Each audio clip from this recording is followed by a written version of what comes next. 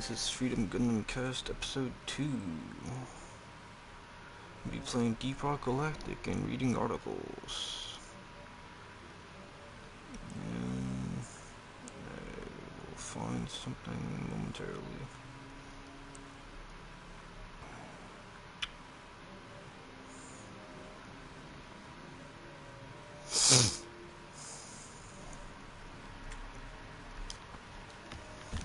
Okay, let's start a match. Let's start a match. Get the weekly core hunt out of the way. And then...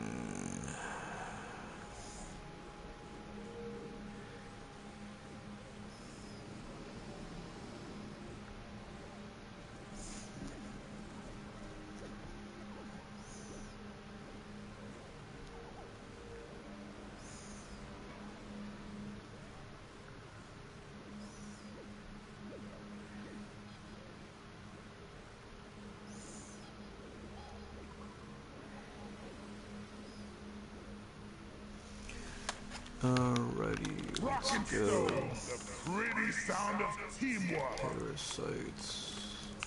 See if I can join a team. Medium isn't far, let's go.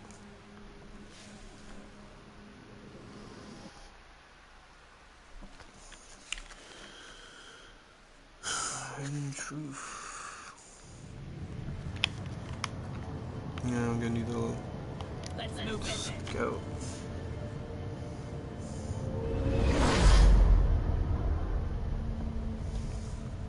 I thought I had a thing open. Yeah, I do have a thing open, okay.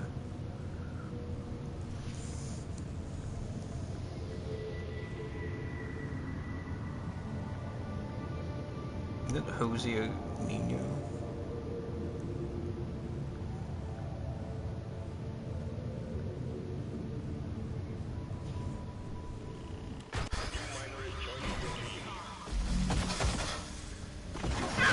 Oh, I spawned in. Oh, jeez.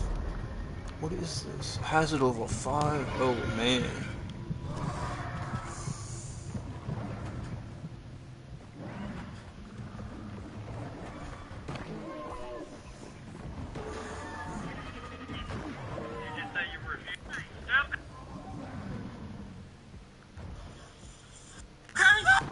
Oh, wow.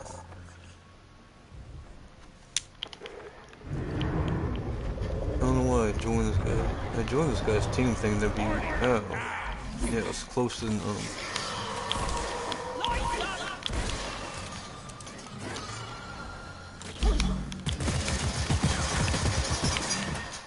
Jesus, wow.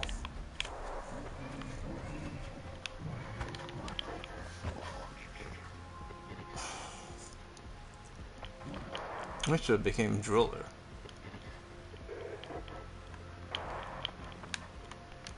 What the heck?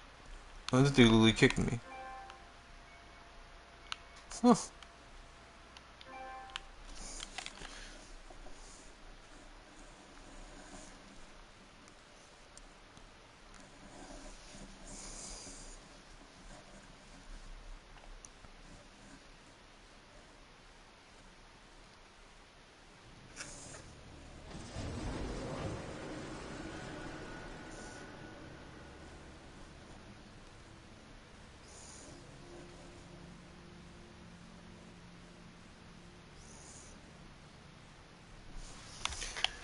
Why am I looking at the ceiling? Okay. Got kicked from that game. I'm gonna find a game. Yeah, this guy has 2 people. What's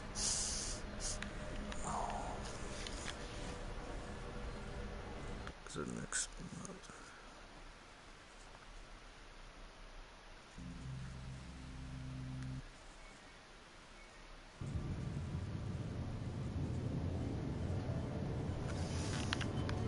Alright, we got a driller, we got a scout.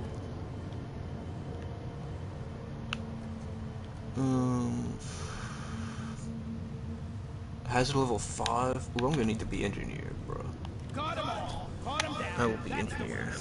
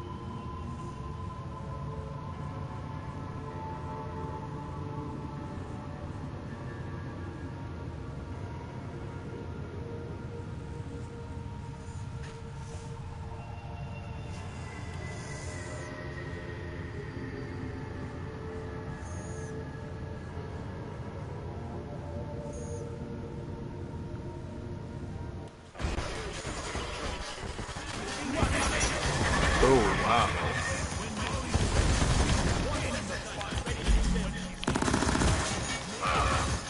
Ooh.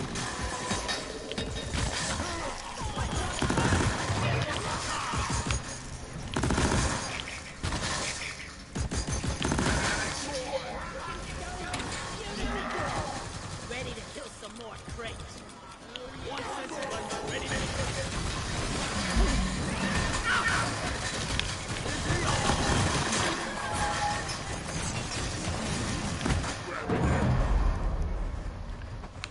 Okay.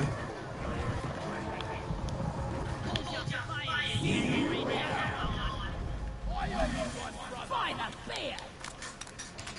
Okay. We need the Quare QS.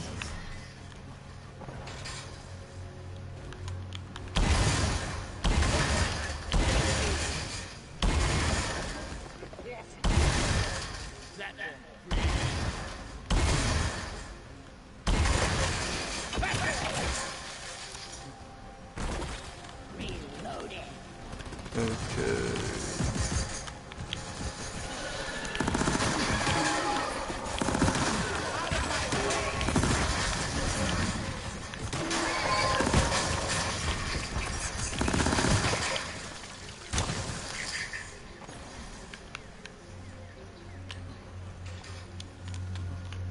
We need 4 more of these, 3 more of the gunk suits, I believe it's 10. Yeah, 3. It's probably one of my favorite multiplayer games to play.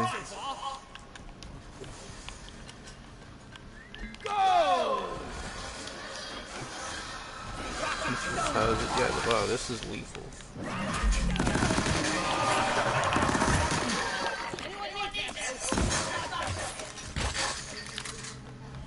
I fell in a hole. I fell in a hole.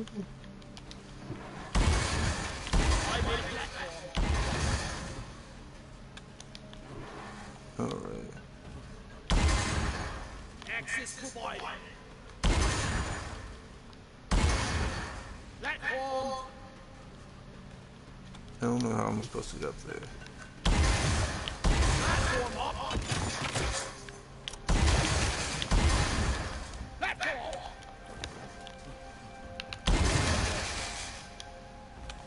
Okay, that works. Platforms placed.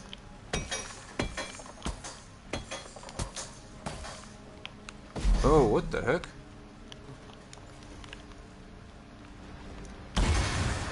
Platform up.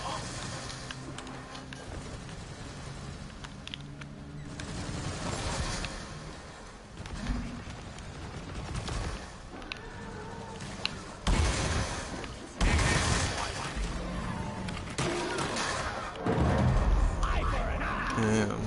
Here, have a bullet in the fight.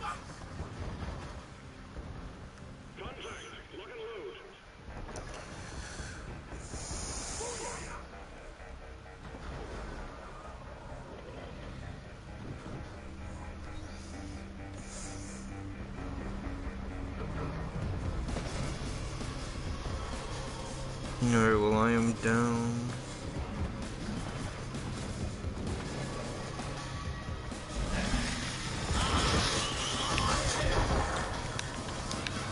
You can't see, you can't see, you can't see.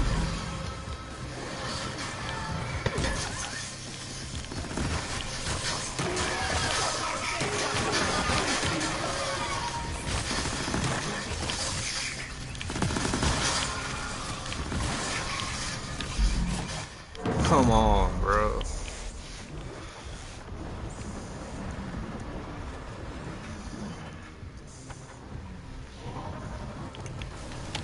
Let's go. Switch it around. Switch it around.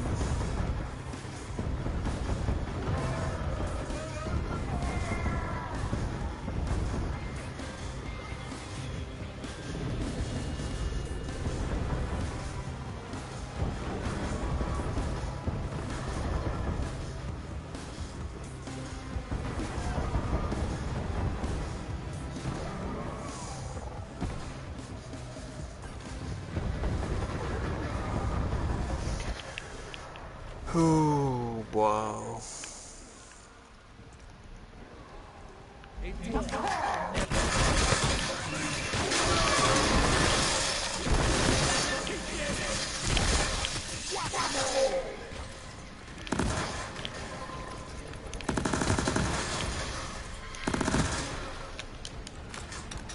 I'm gonna need to refill my turrets of ammo. I'm gonna need to pull a pod down.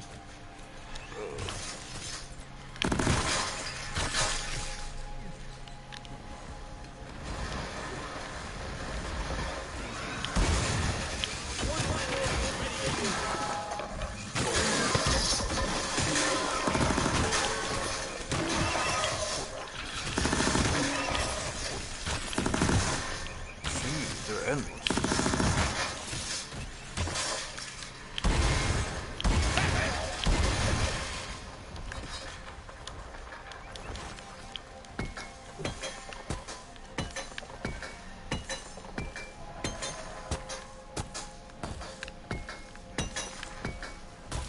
Alright.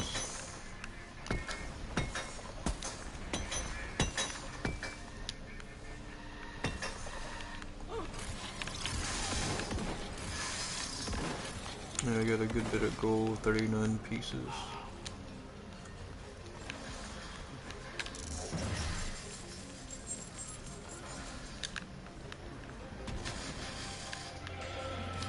There's one more piece of the glowing blue stuff.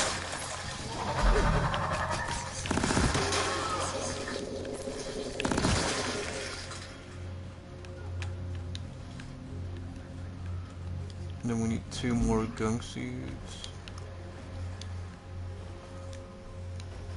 Okay, I'm running out of ammo for 1 gun. Not yet.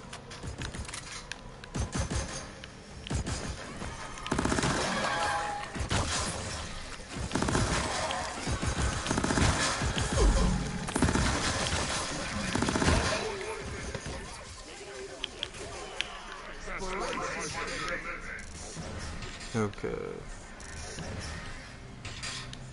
We need 1 more, then we should be good.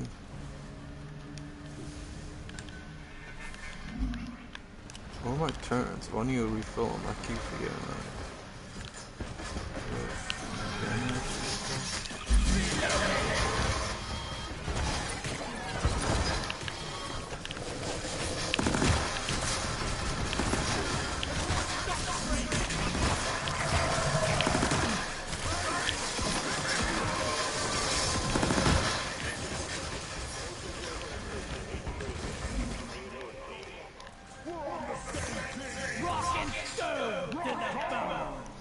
Rock on.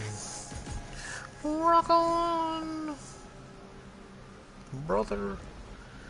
You gotta rock on, brother.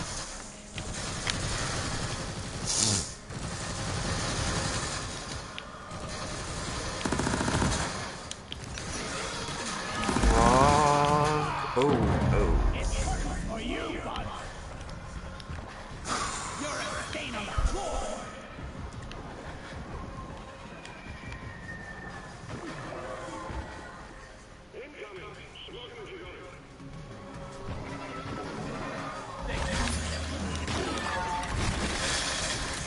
turns go? Oh, they're all the way over there.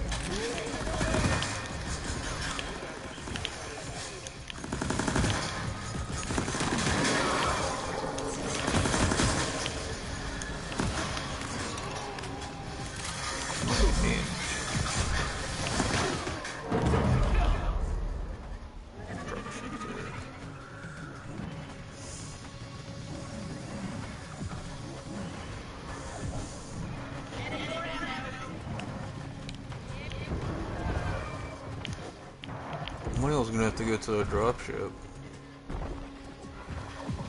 We should have started the overcharge before we started the dropship to come down.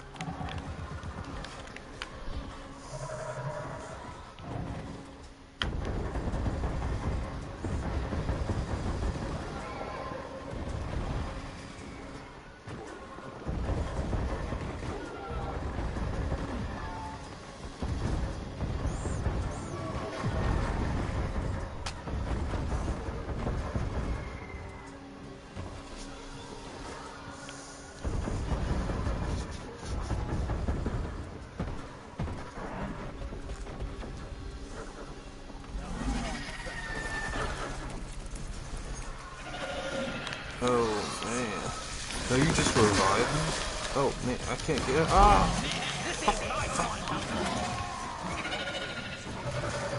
Oh, we still haven't called it down? No. Fuck. What are y'all waiting for? I thought the dropship was down already.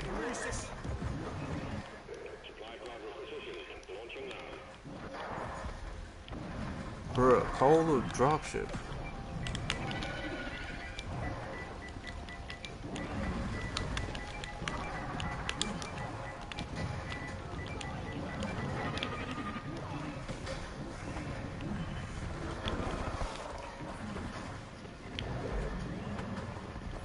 Oh, y'all can't get that guy up.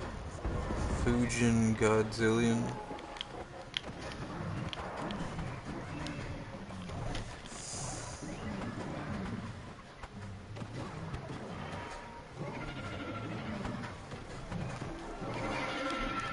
Jesus, 3 of us are down, bro.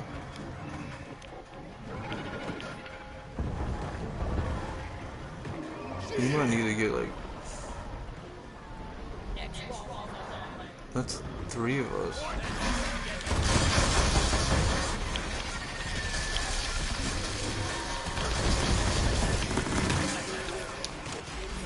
Oh my god, fuck! Wait, I'm gonna get the other guy up. I have barely any help. Tactical lead burster.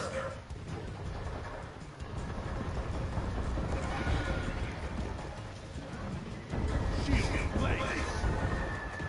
Covering fire.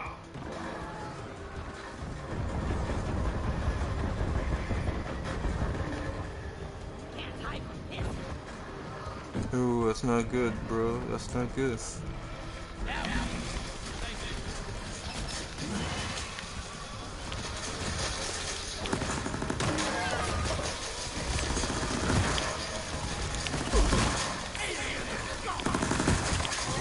Bro, I'm really stuck against the wall. I'm trying to... Fuck. This is the gun to do that, but... Man. I got bugs and everything.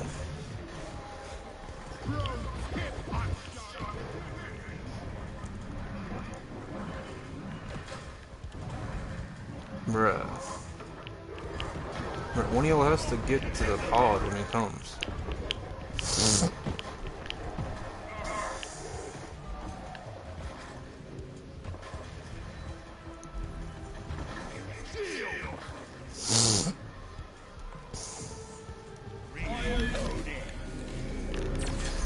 There we go.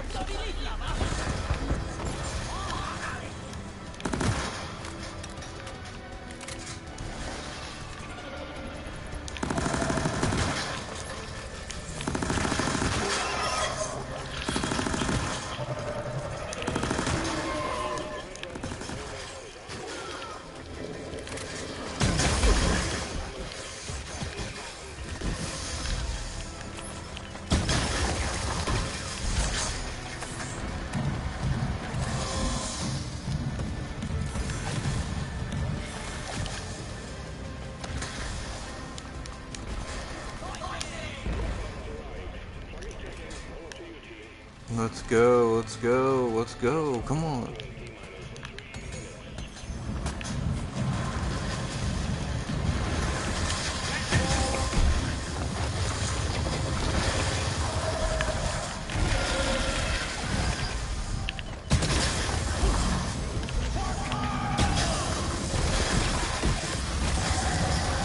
Come on.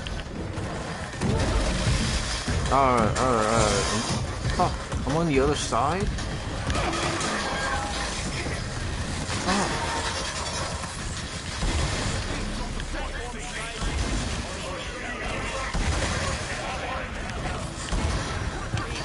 Let's go, let's go. Come on.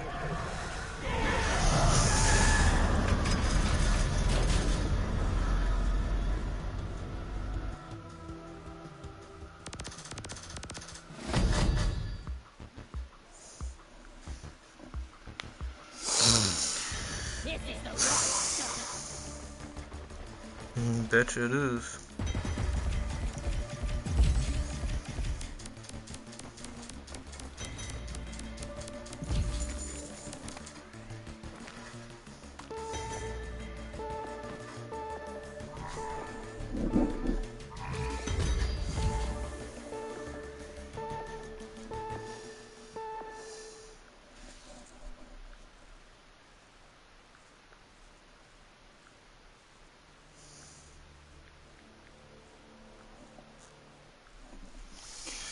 Alright, well, hopefully I get rewards from that.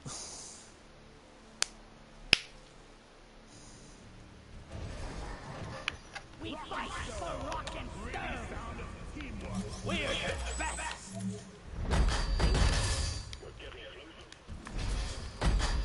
Rock and stone to the bone.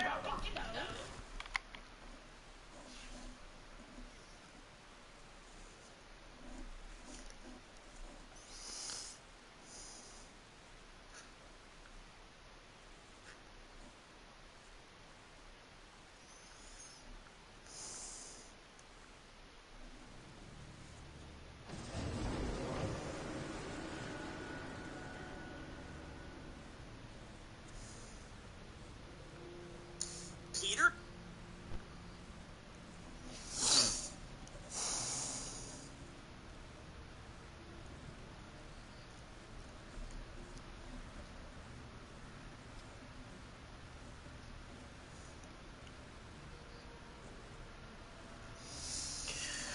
Alrighty, we will begin.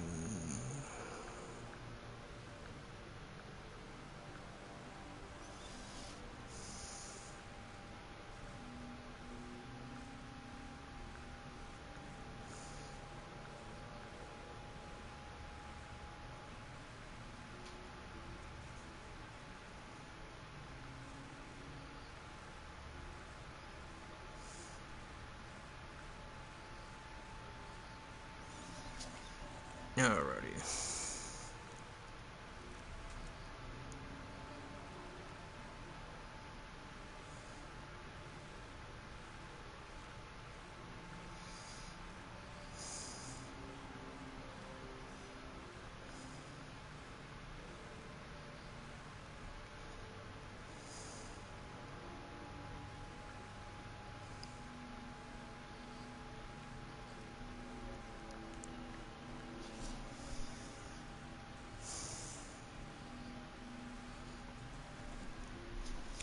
This is the Oons Review and Alternative Media selection. I have archived this, that is,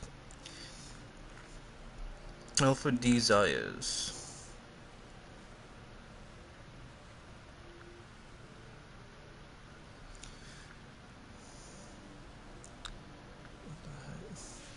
Ukraine Pax Optima Rerun, August 4th, 2025. There's 2100 words. Peace is the highest good. Every day that passes, more soldiers and civilians are killed in the Ukrainian war. It is estimated that more than 1 million persons have lost their lives in the senseless war, which must be brought to an end as early as possible. This can be done with a modicum of common sense and professionalism. The war should never have started, and it could have been ended in March 2022 if Ukraine had not reneged on the compromise negotiated by Turkish President Erdogan in Istanbul.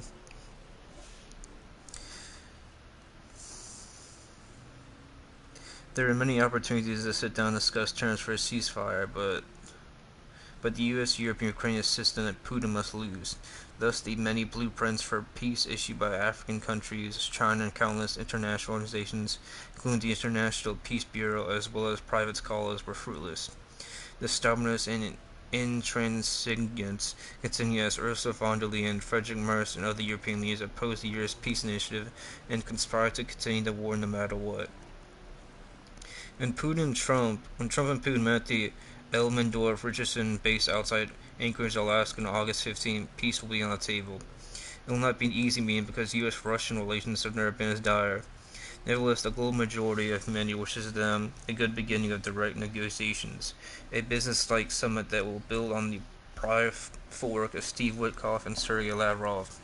Peace is crucial for Europe, for the U.S. for civilization. At the Peace of Westphalia in 1648, a sustainable peace was crafted that allowed the major European states and hundreds of German principalities to close the chapter on the disastrous 13 Years' War, which cost 8 million lives and economically devastated Central Europe. There were no winners. Everyone was exhausted and wanted out. The Ukraine-Russia conundrum, not a bilateral conflict, but a messy multi-party war involving the United States and most data European countries, which since 2014 have provided military, economic, political, diplomatic, and propagandistic support to Ukraine. I say 2014, not 2022, because the war in the Donbass stalled on U.S. and European support a push against the democratically elected President of Ukraine, Viktor Yanukovych. And with the arrival of Kiev, a rapidly Russophobic, unconstitutional regime that prohibited use of Russian language, and relentlessly shelled the Russian civilian population of Lugansk and Donetsk, causing some 14,000 deaths before the Russian invasion of February 24, 2022. This human tragedy has a long prehistory. There will be no peace until the root causes of war are addressed, something which the Biden-Blinken administration and European powers have refused to do. Most importantly, a European security architecture must be agreed upon that will guarantee the sovereignty of Ukraine, and at the same time end the eastward expansion of NATO, which was condemned by George F. Kennan as early as 1997. The most serious obstacle to crafting a viable peace agreement is the lack of credibility of the United States, or for that matter, the European supporters of Zelensky. The mainstream media would tell us otherwise, but the fact is that we in the West are notorious for our culture of cheating, and this tradition of not honoring agreements renders it difficult to craft viable deals. The Ukrainian conflict goes back to a breach of the promise made by U.S. President George H.W. Bush, repeated by Secretary of State James Baker to Mikhail Gorbachev in the years 1989-91 that NATO would not expand an inch eastward. As Professors John Mearsheimer and Jeffrey Sachs have eventually argued, NATO's 2008 invitation to Ukraine and Georgia to join the alliance constitute a major cause of the current conflict. It is obvious that NATO's presence at Russia's borders means a significant security risk. No sovereign country would accept such a menace. As has been said by many, the United States would never accept Mexico or Canada entering into a military alliance with Russia or China.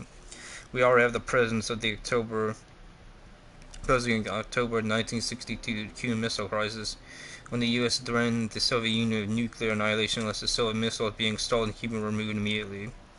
At the time, the United Nations contributed significantly to the diffusion crisis, and while Khrushchev removed the missile from Cuba, Kennedy removed U.S. missiles from Turkey. There are consequences to breaking one's word, and if a country breaks an agreement, the other country is on notice and must be especially cautious. Trump has recently proven that he is profoundly untrustworthy, recalling the U.S. bombardment of Iran in June 2025, while at the same time negotiating with Tehran to reach a mutually satisfactory agreement. It would take a long time for this breach of good faith to be forgotten.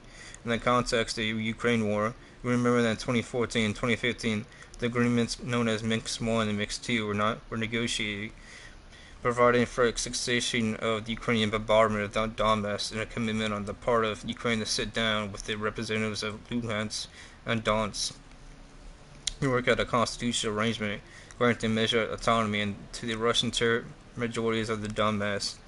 In exchange, Ukraine received a guarantee of its territorial integrity and sovereignty. Also, Ukraine reneged on both commitments, accelerated terroristic attacks on civilian targets in the Donbass. This happened partly because of the military, economic, and political support being provided by the US and Europe. As far as the trustworthiness of the Europeans, it suffices to recall the statements made by Angela Merkel and Franco Hollande that they only entered into Minsk agreements in order to gain time so Ukraine could be properly armed. Such celestial good faith not only flies in the face of Vienna Convention and law treaties, it also sends missions to the Russians. Beware, because the people cannot be trusted. It's irritating to hear European leaders invoking international law and refusing to even envisage territorial concessions by Ukraine. This is surrealistic. Have they not violated international law themselves by ignoring pronouncements of the International Court of Justice? Have they not imposed illegal, unilateral, coercive measures on Russia and half the world? Notwithstanding the yearly resolutions of the United Nations General Assembly and the UN Human Rights Council condemning these UCMs, wrongly referred to as sanctions, that the US and Europe would not commit a brazen aggression against Serbia and destroy the territorial integrity of Yugoslavia in 1999. They did not use lethal force to tear Kosovo away from Yugoslavia and give it diplomatic recognition. Was it not the US that recognized the illegal Israel settlements on Palestinian land, that recognized the illegal annexation of the Golan Heights by Israel, that applauded the Israeli aggression against Iran in June 2025?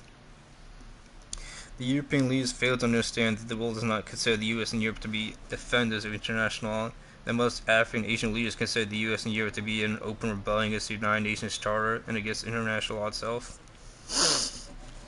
In the eyes of the true international community, the global majority amongst the collective West, the US and Europe, have no moral legal superiority over the rest of the world and are hardly models of compliance with the UN Charter. The global majority rejects imperialist and neo-colonial mindset of the collective West and hopes for multilateralism based on UN Charter.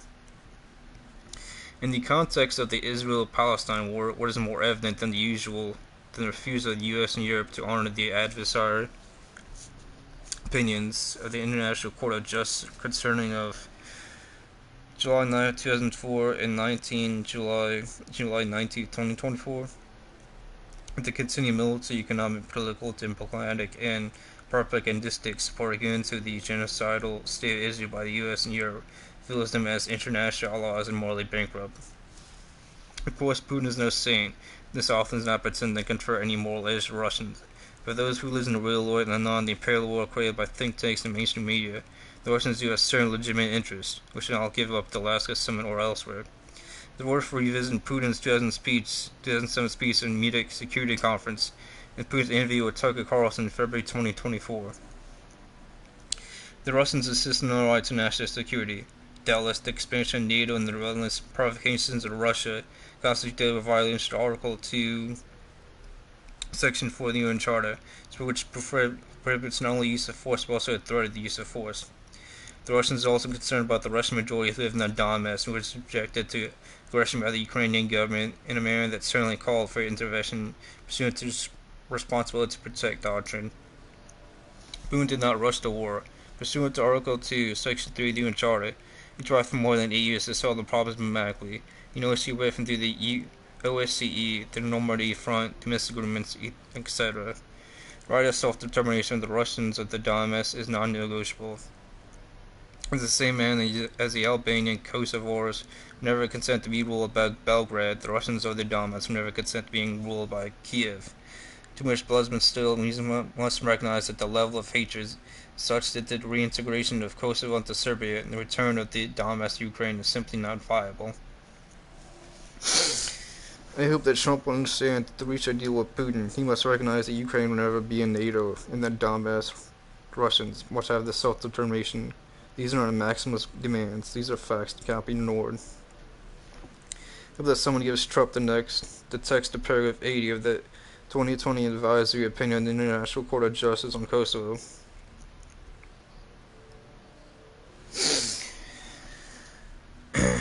Several participants in the proceedings before the court have contended that a prohibition of unilateral declarations of independence is implicit in the principle of territorial integrity. The court recalls that the principle of territorial integrity is an important part of the international legal order, enshrined in the chapter of the United Nations in particularly Article 4, Paragraph 4, which provides that all members shall refrain their international relations from the use of force against territorial integrity or political limits of any state or in any other manner inconsistent with the purposes of the United Nations. The General Assembly Resolution 2625 XSV, Declaration on Principles of International Law concerning friendly relations and cooperation among states in accordance with the Charter of the United Nations, which reflects customary international law, military and paramilitary activities and against Nicaragua, Nicaragua versus United States of America, merits judgment, ICJ reports 1986. The General Assembly reiterated the principle that the states will refrain their international relations from the threat of use of force against the territorial integrity or political independence of any state. This resolution then enumerated various obligations incumbent upon states to refrain from violating the territorial integrity of other sovereign states. In the same vein, the final act of the Helsinki Conference on Security and Cooperation in Europe of August 4, 1975, the Helsinki Conference, stipulated that the participating states respect the territorial integrity of each of the participating states. Article 4. Thus, the scope of the principle of territorial integrity is confined to sphere of relations between states. It is clear that in the case of Kosovo, the right of self-determination of the Albanians was given precedence over the principle of territorial integrity of Serbia. This has created a precedent that has been followed in Crimea, the Donbass, and will be followed by many other peoples who aspire to determine their own futures, including the Palestinians. Bottom line, peace must guarantee the security of all parties, reaffirm the right of self-determination of all peoples in the region as stipulated in Article 1 of the International Covenant on Civil and Political Rights. In this sense, let us hope the Alaska summer brings some preliminary results and that the start ends. Better today than tomorrow. Yeah. Hopefully.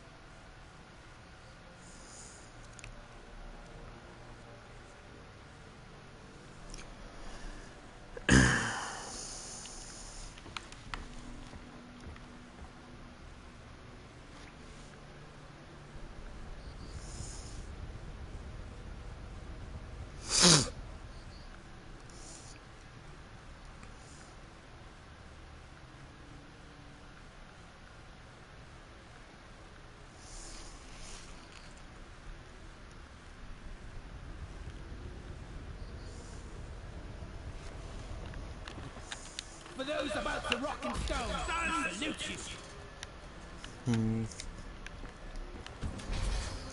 It was a long article, but yeah, I mean, American Europe are pretty hypocritical. I mean, that stuff in Palestine, Yugoslavia, Kosovo, and Serbia, there's so many, like, examples of hypocrisy.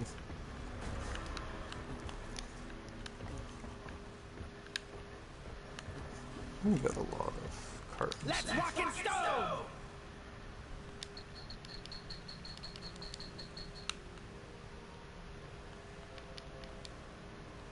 Take the deal.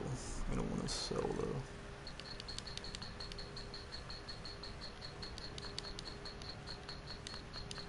I'm buying.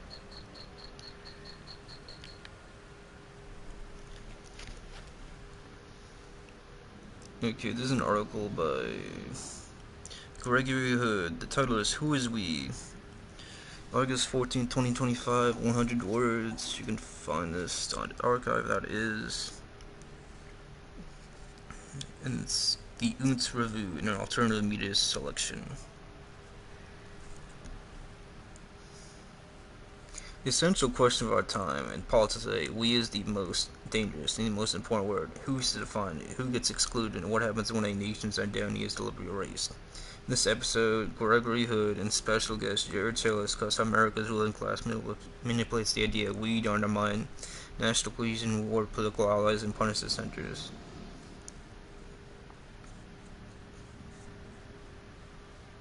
No, I guess you have to watch it on Rumble. Oh, so it's an episode, not really a long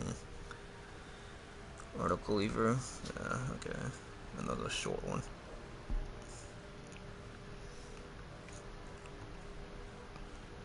There's gonna be another long one. I think that is Jose. Yeah, it is. I like his new podcast that he's out right now on YouTube.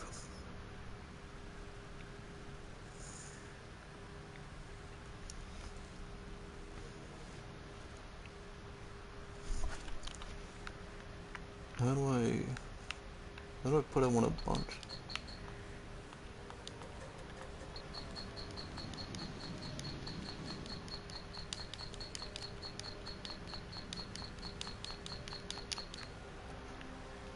I went. Gravity bastard. That was crisis. Okay.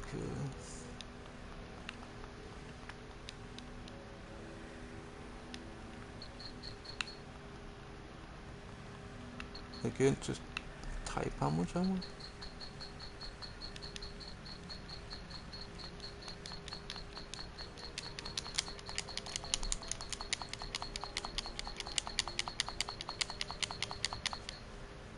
No, that's the only one I have low of, and the pearls.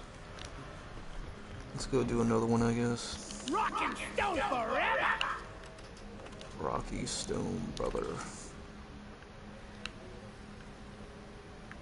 Gunner, engineer. Fudge.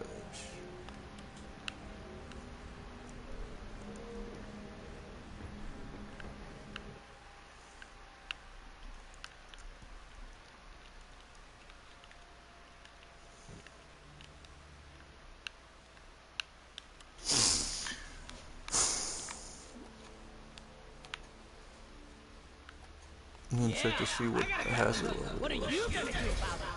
Oh, 4? Ooh, my. Rock and roll and stone.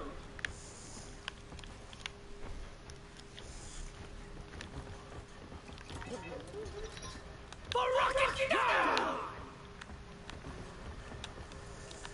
Like that. Rock and stone.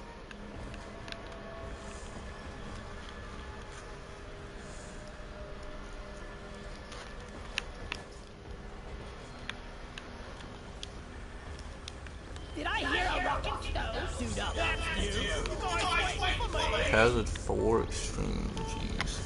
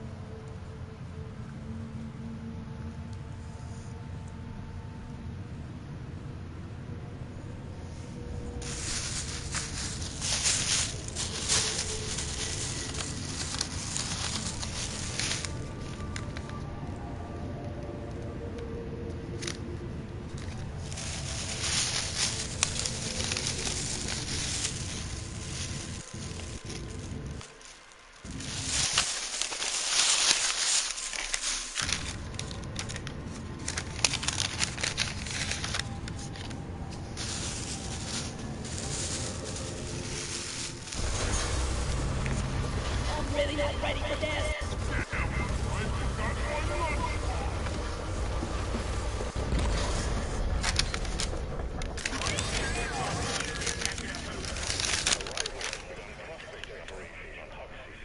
Yeah, I hope we get like a driller at least.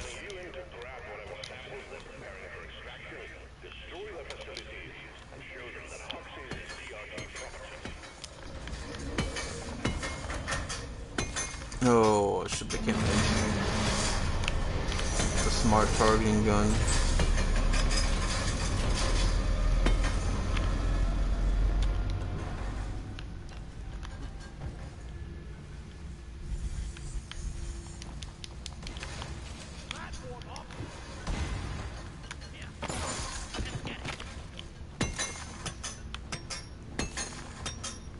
Oh, this is fun.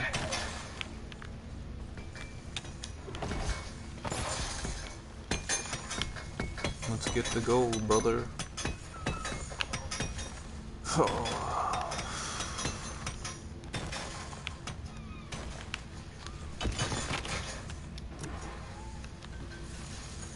This is becoming routine.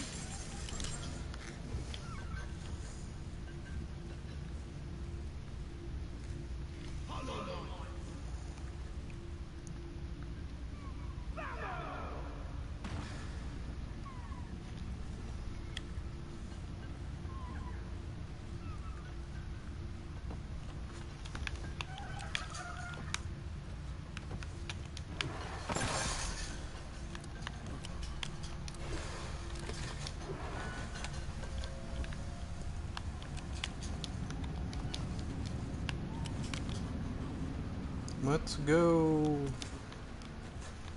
Toodaloo.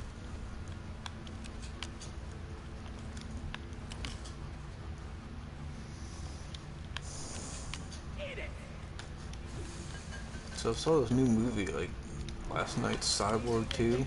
I mean, the first one had like Jean-Claude Van Damme.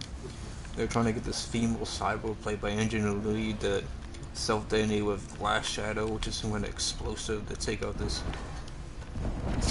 company so they can do like a corporate takeover. Kind of crazy.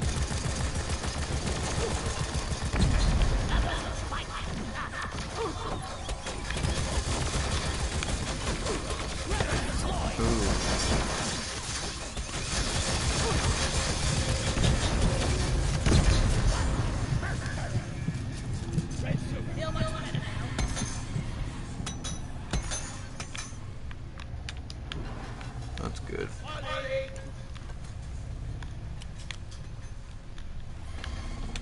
There's fours and one.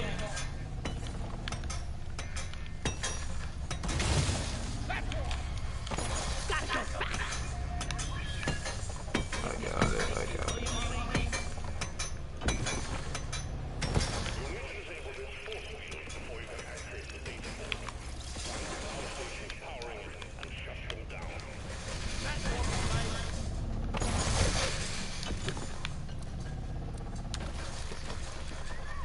Found some nitro. Ready to use. I don't know why you put one on the ground.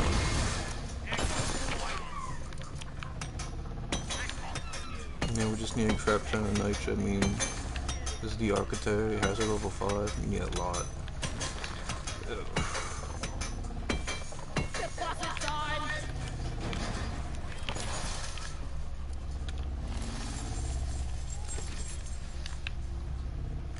If we get another player, I mean, I'm sure we can do it 2 of us, but it'd be better if we were like 3 or 4 of us.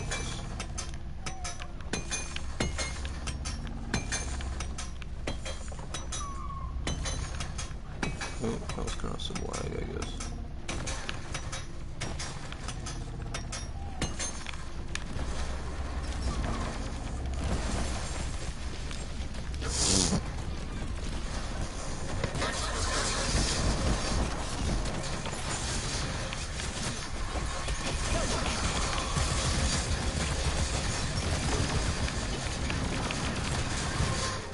Jeez, I'm like right in front of it. Don't get me up if you can't, like... Wait, aren't you engineer?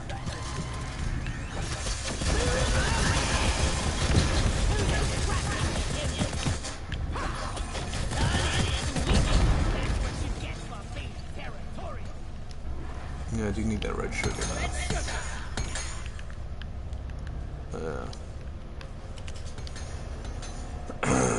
Okay, hand press. I don't need that yet. We got 2 stars. Been playing the game for a while. That's good. Got experience guy. Let's be a DC fan. Just point out the nitro and I'll get it.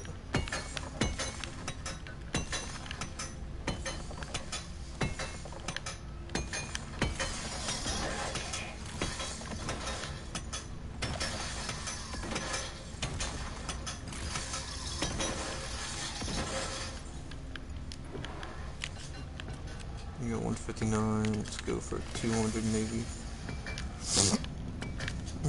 It should be enough.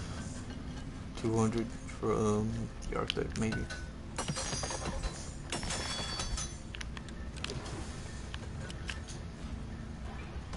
Sounds like we're close to it.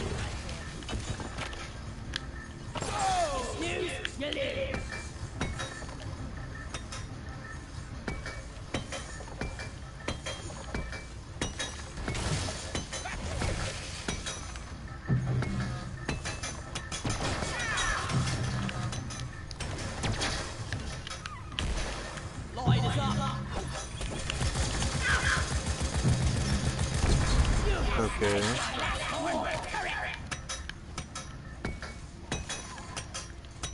I think we just need gold for like XP and like leveling up, but once you got most like the that was annoying.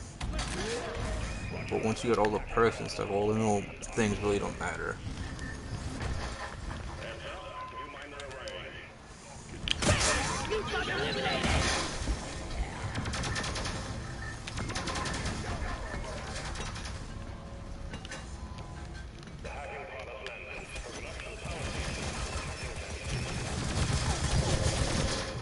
Alright, well. Here, get into cover.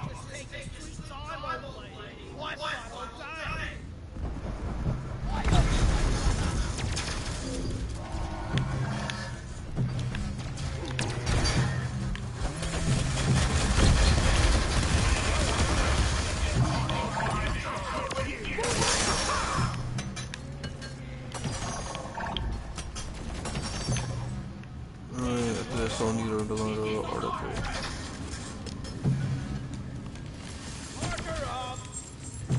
Probably another Unz review article. This one will be about Jose Nino. Be very exciting, 1,000 words. I'm studying a lot though. I need to try and get all the tabs on my phone.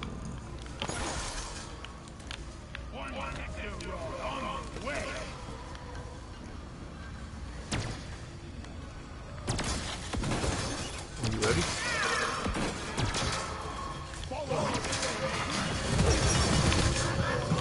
I got no needs.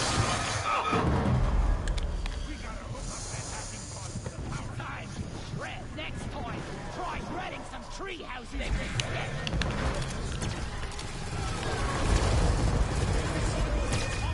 Oh, we were out of ammo or oh. Okay. Let there be light.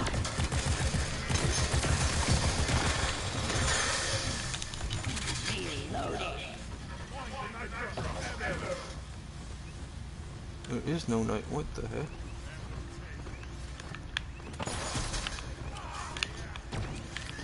Yeah, we just had a bunch, and you want to use a lot.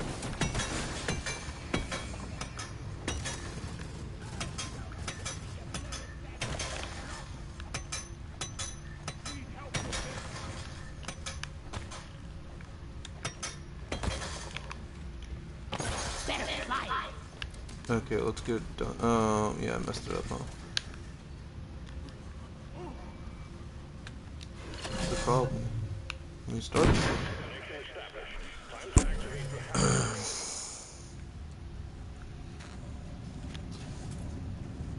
Get to work, nerd! Longest shower ever. Feel like I whistle dunking everything.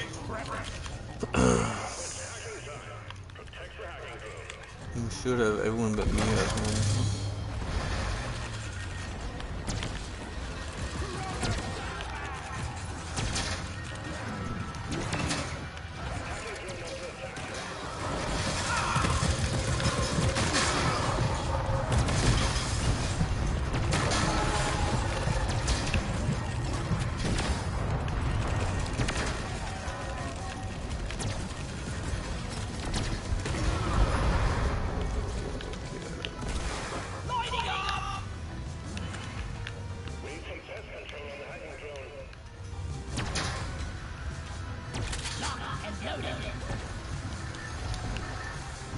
Pest control.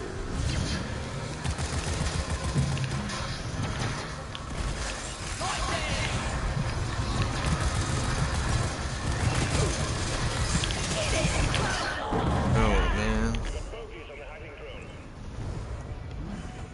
The hacking has stopped. Get on it, team. Gotta restart the hacking drone ASAP. The hacking drone is at it again.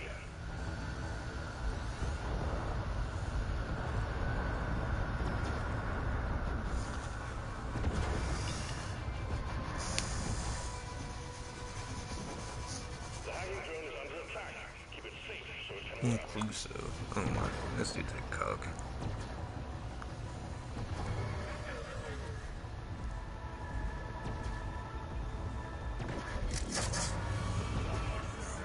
The first fire station has been hacked. Just one to go. Pesticide coming up. Let's go. Hazard 4. Extreme. Try and save someone's minerals, guys. Minerals. The minerals are good for you. There is gold here.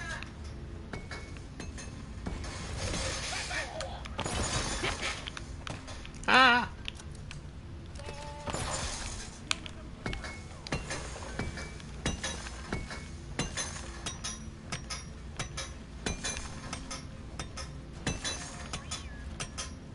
Remember, it's a gun that was saying someone like a recent stream like, these people want to do a podcast with like low tier guy, and low tier guy was like, yeah, sure, but like 5K, and like DSP was like mad or something.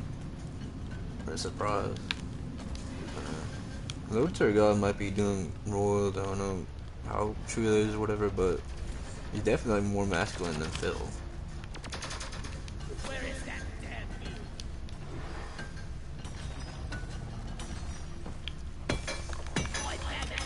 And Phil was the money for like a personal trainer. I don't know, he just wasting like gacha slop, like WWE.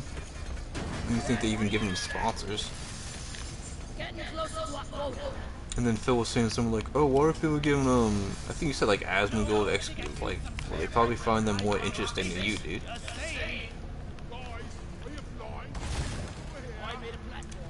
It's like as the economy gets worse and worse, like you're gonna like realize like, oh, I could give money to 6 streamers, I'll give money to 1, or I'll like not at all. Move your tin ass over here. We're doing the. It was just 3 of us. Okay. When we load, I am just like, let's do it. I'm gonna die.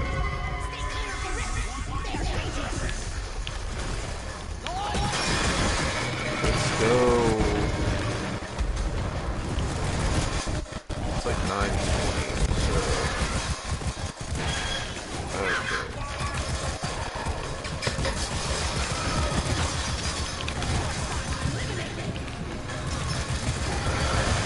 I knew I was gonna die.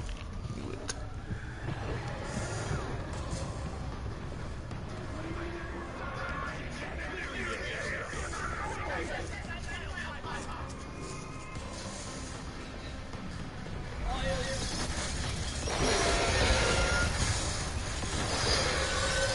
Oh, I'm back in.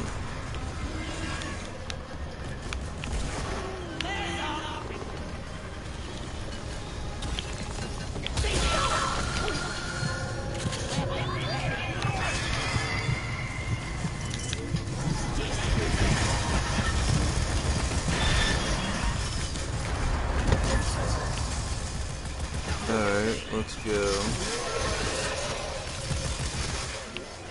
I'm gonna go split up this match, then I'll get off 12, I guess.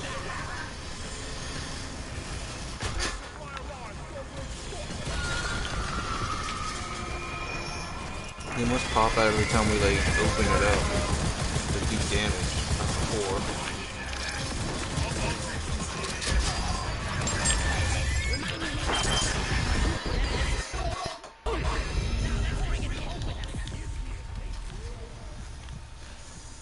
kill. Well done, team. The core stone is dormant. Retrieval pod en route. Please see to its safe return. Yeesh! A core stone!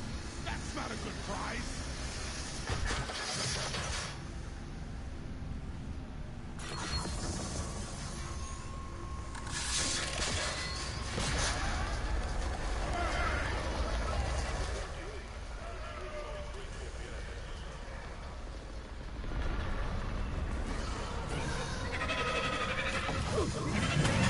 Ooh.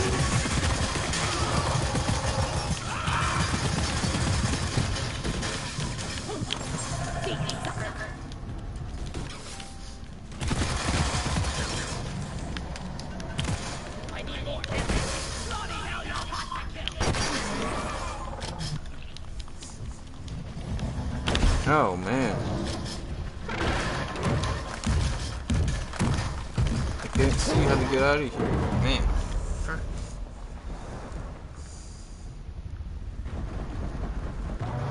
Lifted oppressor down! Thanks.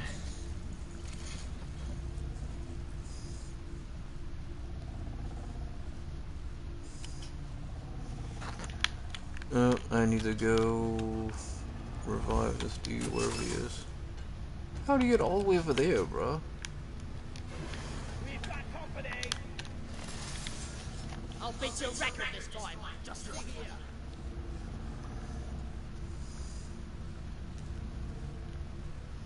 How do you block the Internet freaking Archive?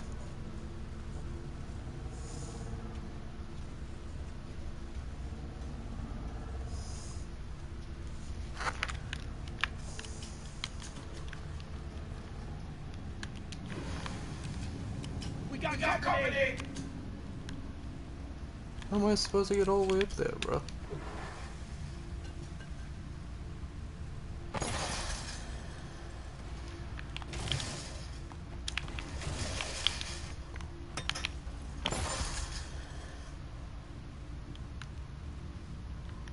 That doesn't. Oh, fuck. No, I'm way too high up.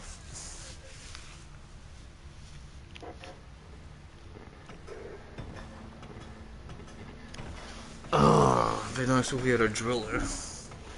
This has 4.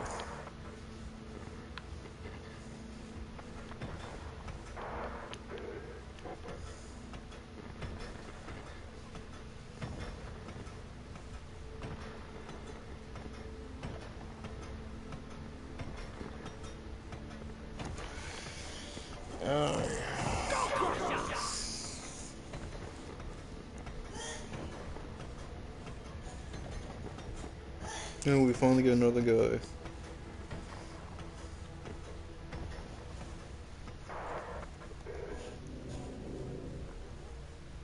A dwarf never dies. Okay, show me the way out of here. Platform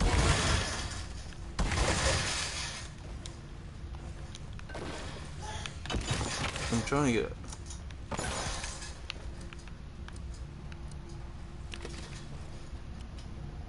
Or do you need me to get up there?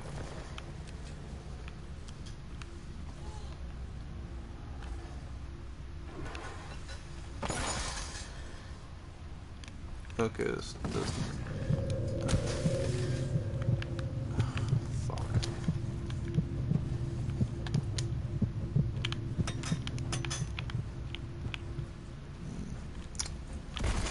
lights up!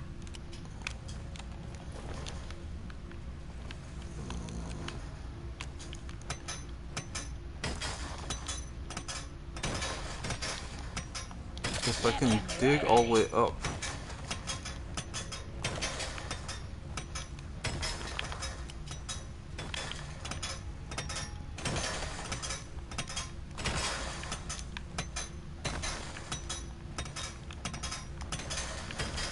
Oh my gosh.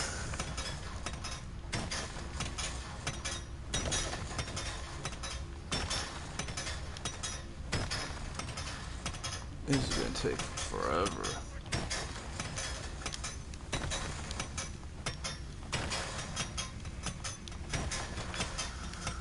I'm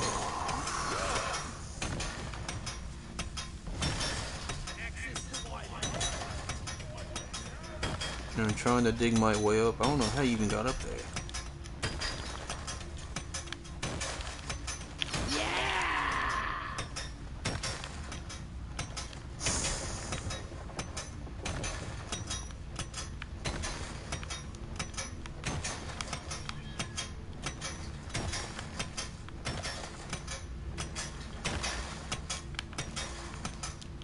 This other guy might need to like dig a hole.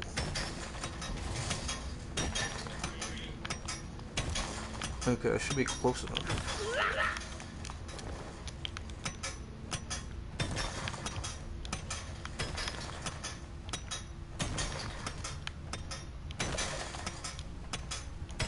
Come on, how much farther? 19 meters? Let's go! It's holding full. 2 engineers? Come on, bro.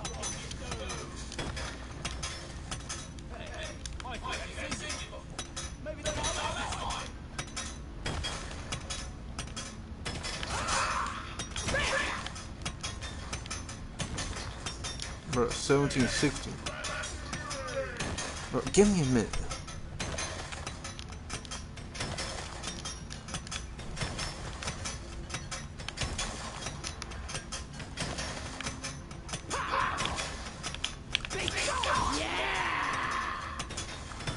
Let's go, come on!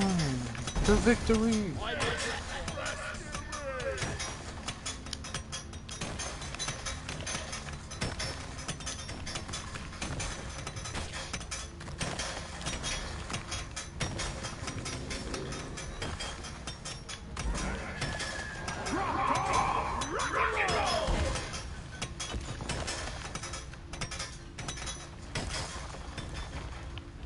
Are you serious?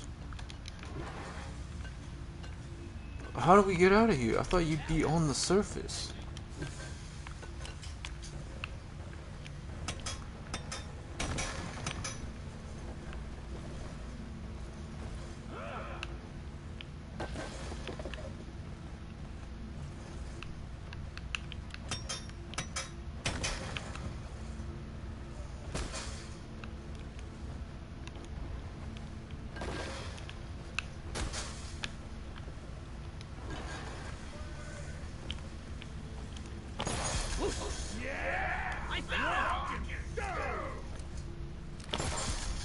Finally, let's get. Oh.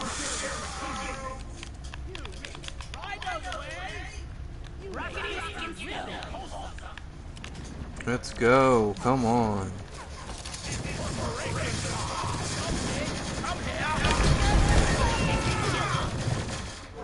Now I can die.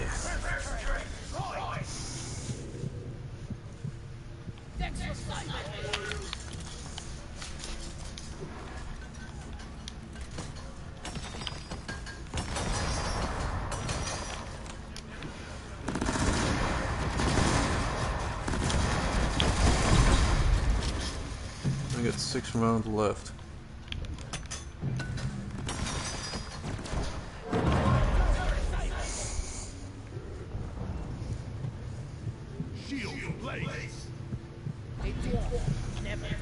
If you don't walk in stone, you ain't coming home.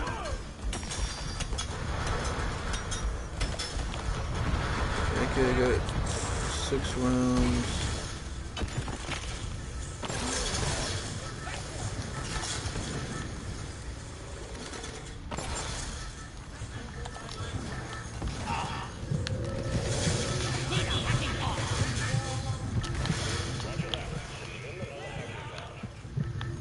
Anyone needs ammo?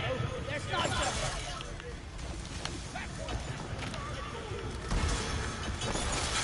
Reloading. Alright, I got it. I should have it.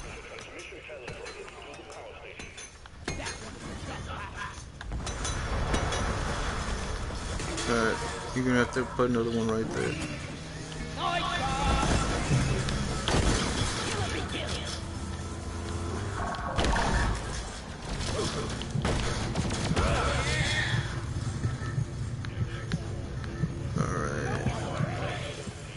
Got this. Now we need to have one hacked.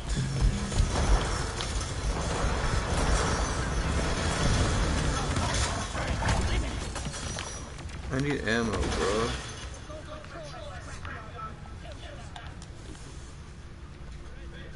I needed that.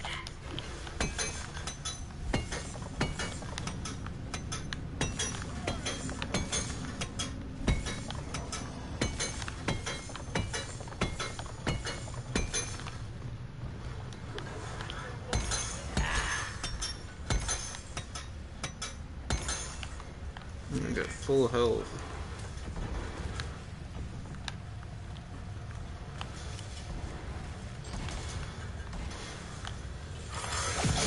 And we need ammo soon. 190 ammo. Or nitro, not ammo.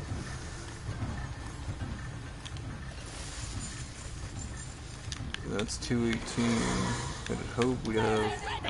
Watch me fly.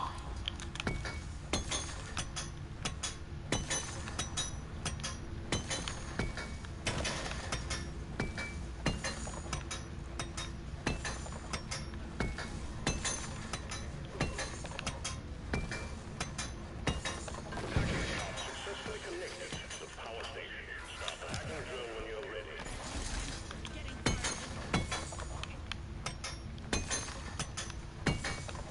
I should have got ammo still, just waiting.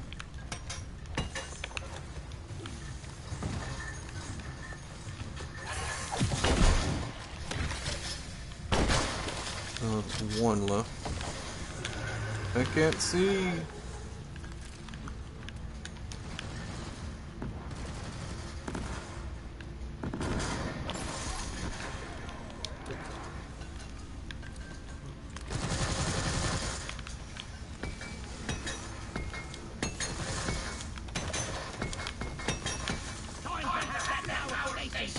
We'll do it.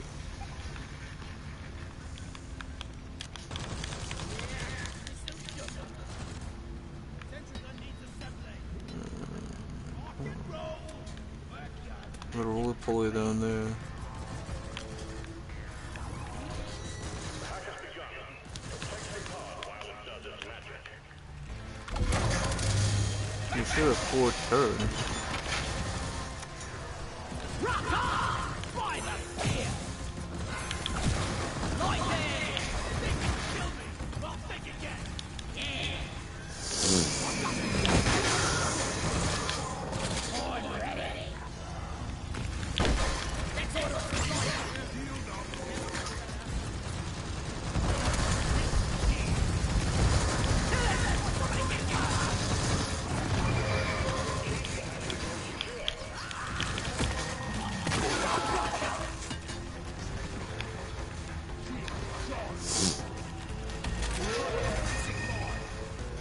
Oh, I'm about to like get taken out. I should have took the last resupply or whatever.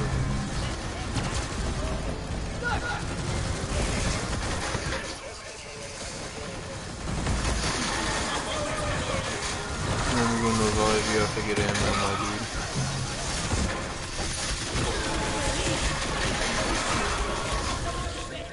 Not even a spin doctor can fix you now!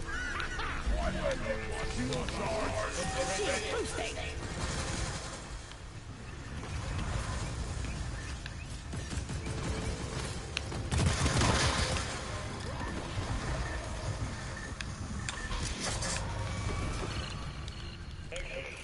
Let's go. This was a 30-minute.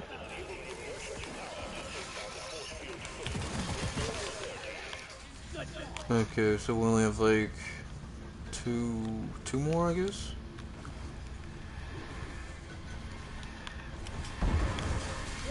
We gotta follow the cables and go back. There's one over there.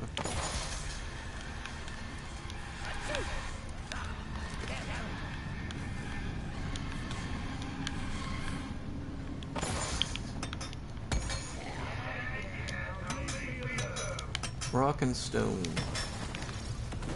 Rockin' and stoning, my brother. Ready to kill some more crates.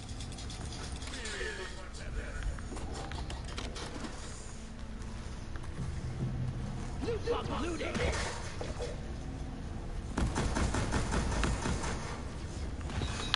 Where are we going?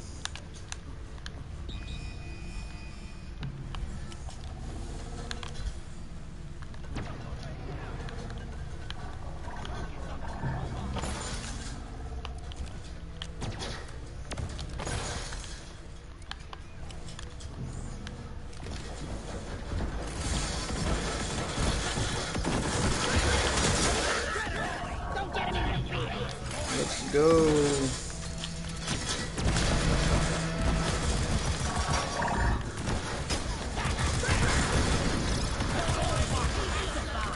No, hack it, hack it.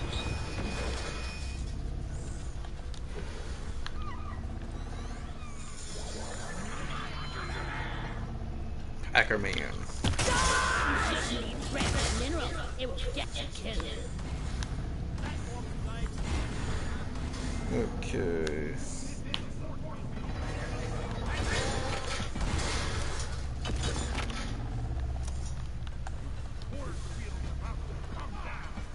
I should call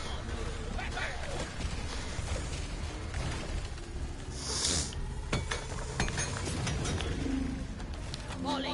You brought the force field down and enraged the caretaker. Deal with that. Oh my, enraging he has been.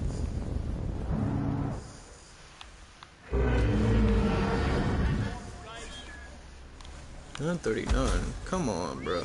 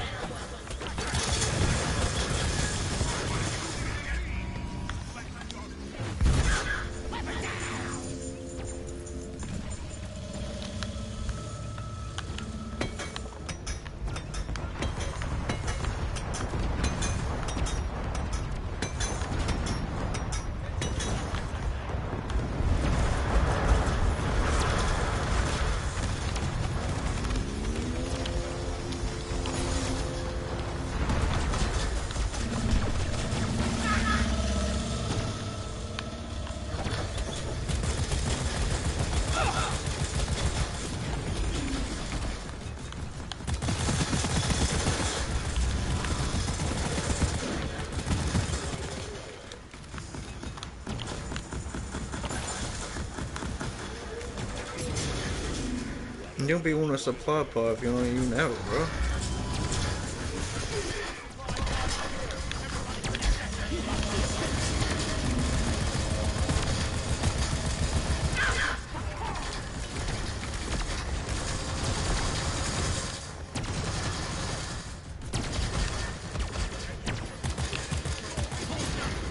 Come on.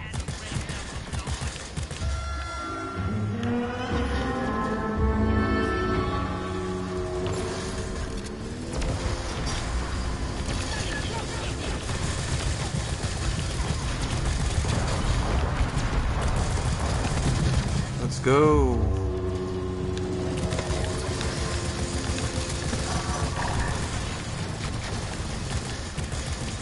Oh my gosh.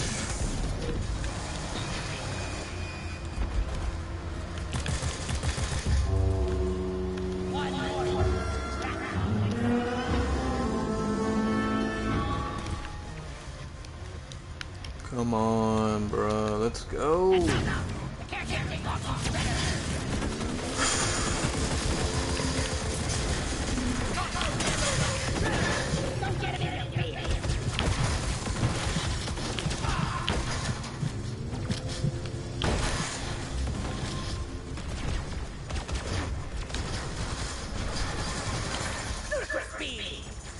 Can I?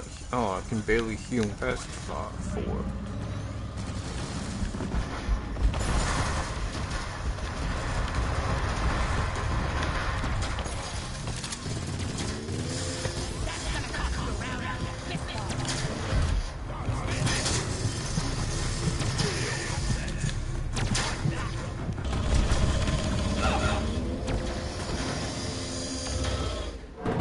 Nope, that's not good.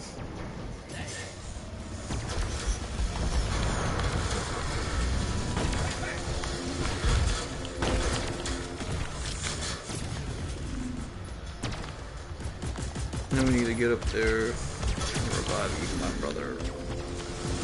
Brother! Brother! Brother!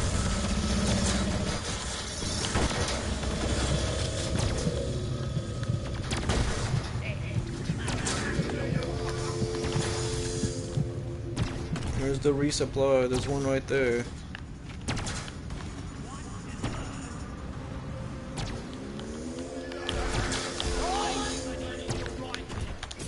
Ready to kill some more crates.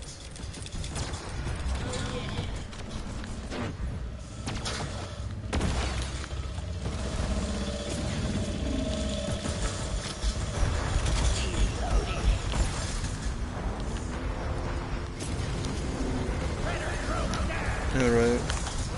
One else gonna get increased shields. Stay strong, brother. Always gotta stay strong.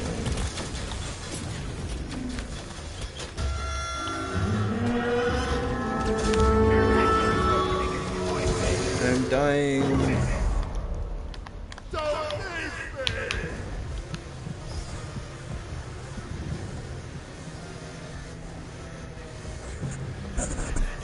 Oh my. I think we can do this. I think we do this. Alright. I'm good.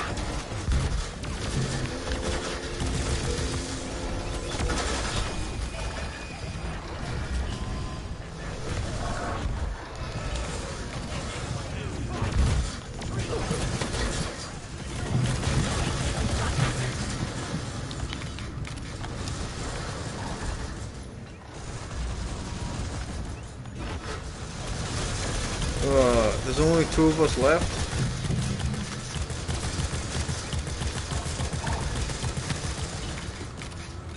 We're on phase 3, bruh. Come on.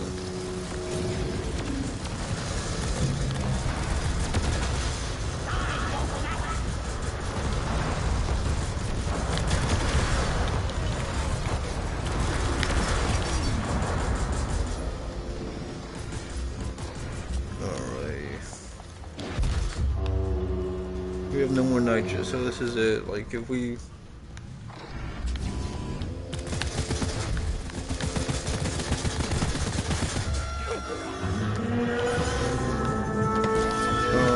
I misjudged that so hard.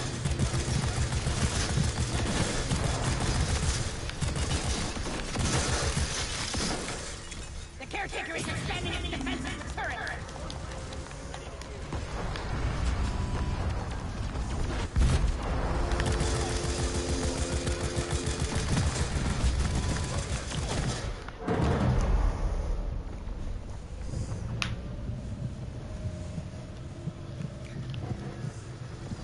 Oh no! Oh,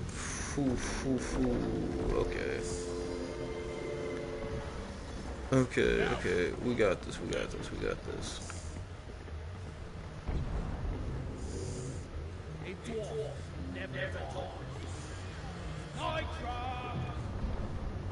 Y'all should be good.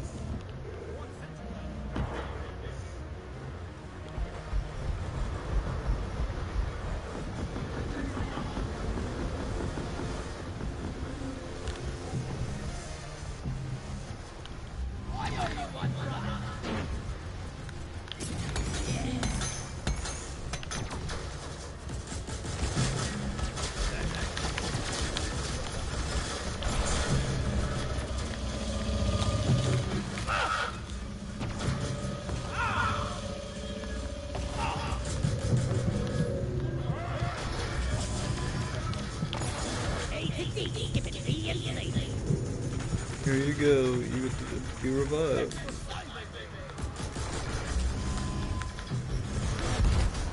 Oh man.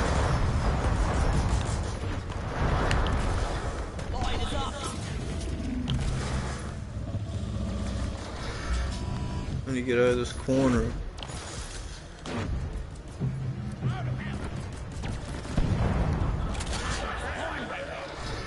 Alright, bro.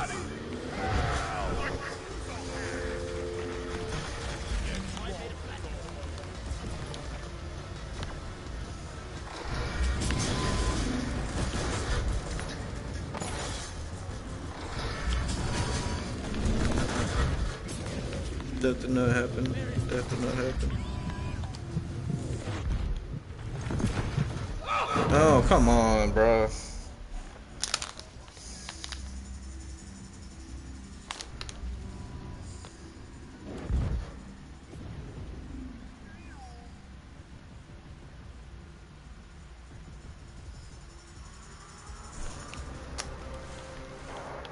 Oh, we're all down. Come on, bro. That dude left. Die so easy. Let's stick together for a moment. Next round is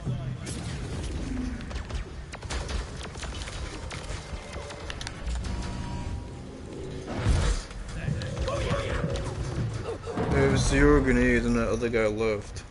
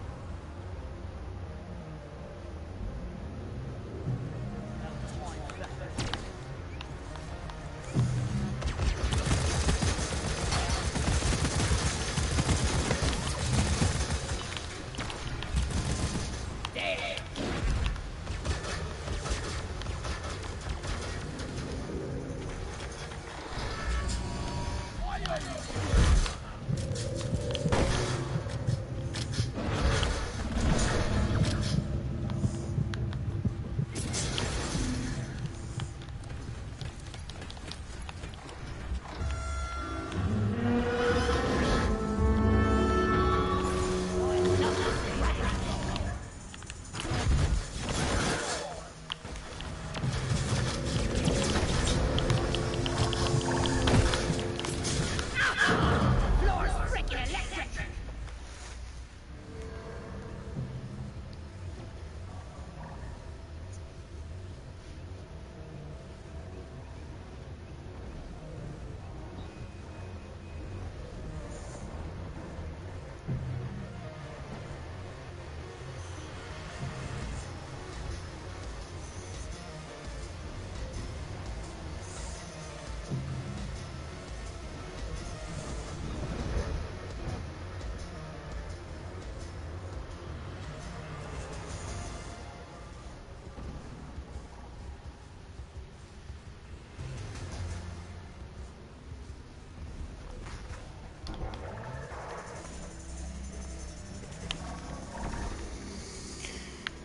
Oh, jeez. Almost an hour.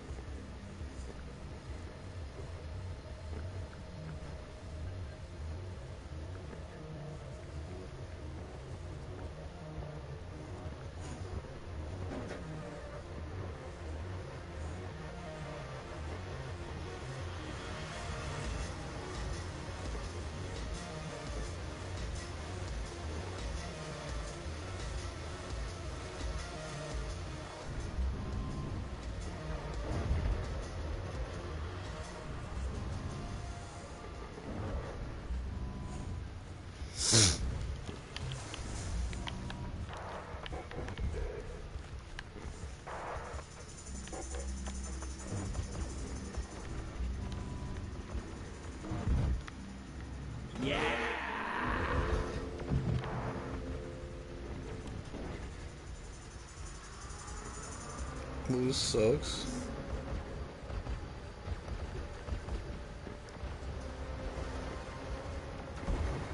Platform up. A dwarf never dies.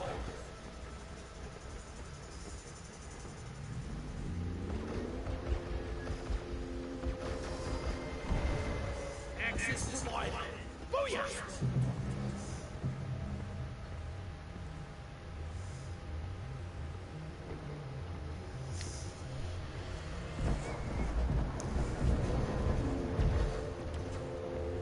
Oh, damn.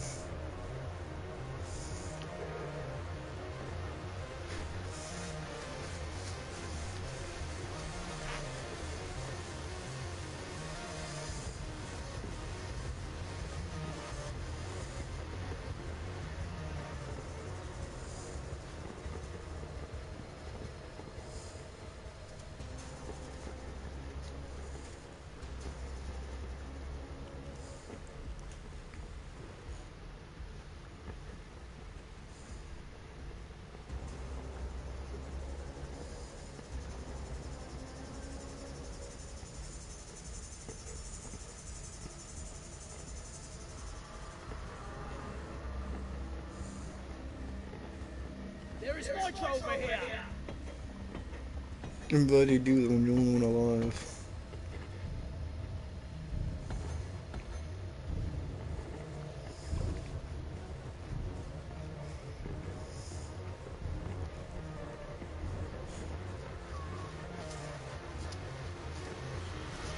No, you got health. I don't know why your shield doesn't come back on. It was shield disruption, that's why.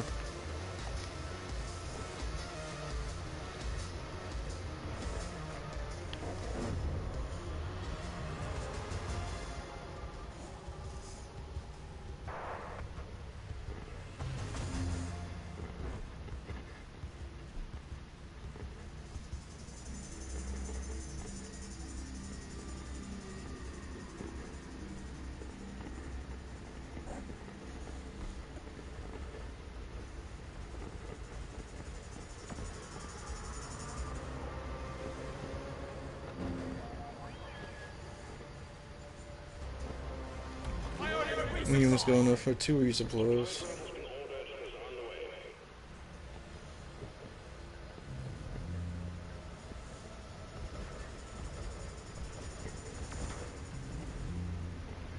Resupply arrived. Go restock.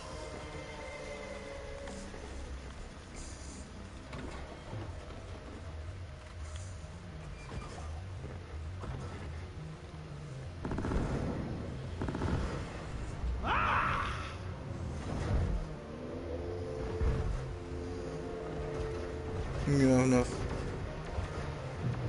health though.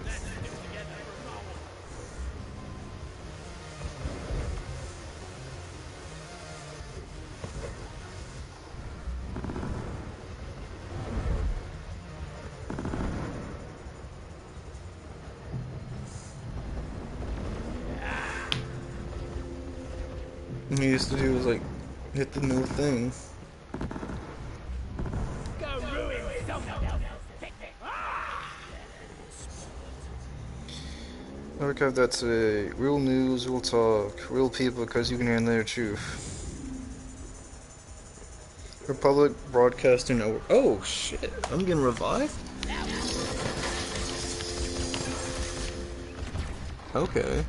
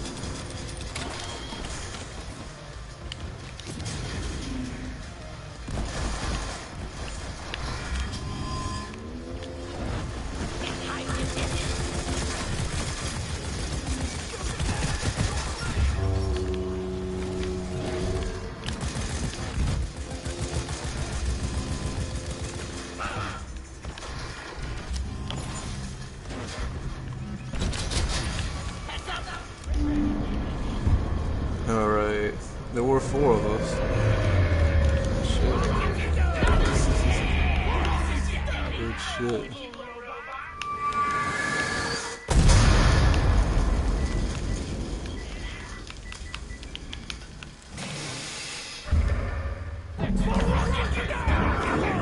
Let's get out of here, bro. Hell yeah.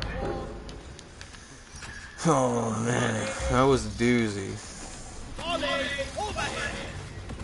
That pierces rocking stone in the heart. Did I hear you? Pure, like feeding a bottomless pit. I don't know.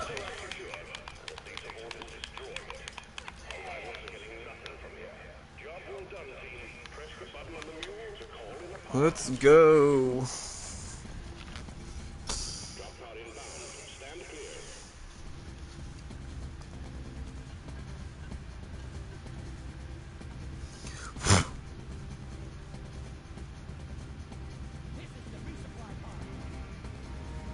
Drop pod has arrived.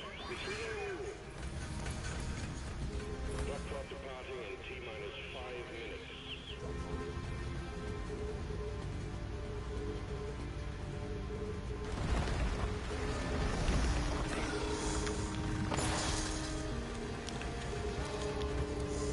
Let's go.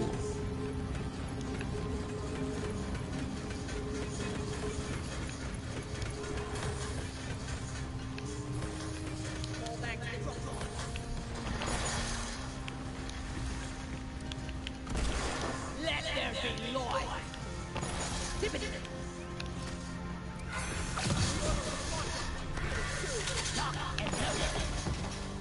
Extraction. Lighting up.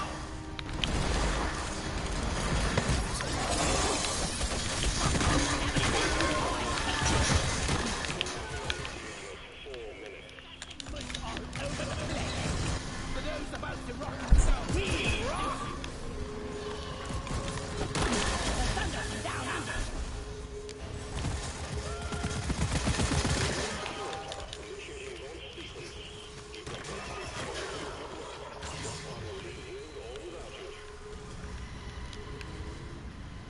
Let's go, buddy. Let's freaking go.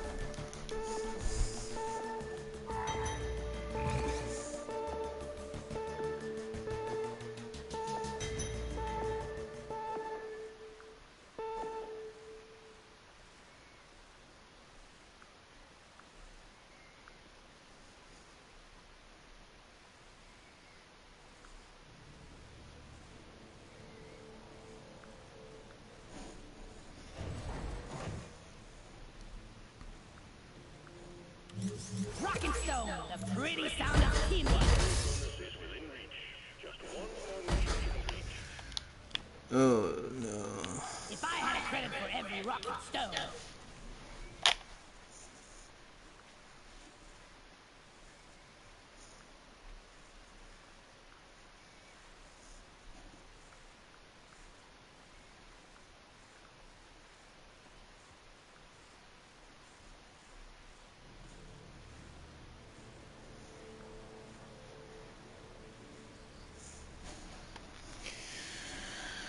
Okie dokie.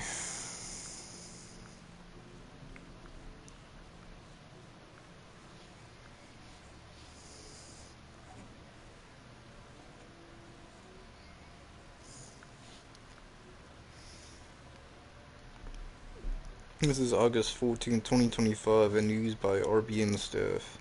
To be Republic Broadcast Network. Source LeMonde.fr. Several thousand men protested on Thursday, answering the call of rabbis advocating religious disobedience and rejecting militant conscription. The Prime Minister's coalition is under strain. The ultra-Orthodox news by Yadid Nyman on Thursday, August 7, headlined on the front page of bold black letters. War in Gaza against Hamas, no against the government of Benjamin Netanyahu. Jews are undermining ultra-Orthodox Judaism at the recent arrest of several young Haredim, those who tremble for God, members of a community that refuses conscription, mandatory for all Jewish citizens in Israel. And Thursday, ultra-Orthodox rabbis that calls for a religious mobilization against military mobilization, urging their male followers to demonstrate in Jerusalem and Tel to condemn attempts to forcibly enlist the youth. Several thousand men responded to the call. In front of the demonstrators who danced and sang sacred texts on the outskirts of one of Jerusalem's main Orthodox neighborhoods, Rabbi Moshe Sasaka advocated religious disobedience. Go to the yeshivas, religious schools, not the army. Those who do not go to yeshivas should be punished, not those who refuse to serve in the army. God saved us when we left Egypt and gave us the Torah to guide us. Another rabbi, Yehuda Cohen, answered the crowd. Just a crowd. We have followed the Torah for the 3,337 years since God gave us, and we... Yeah, I'm not paying no subscription.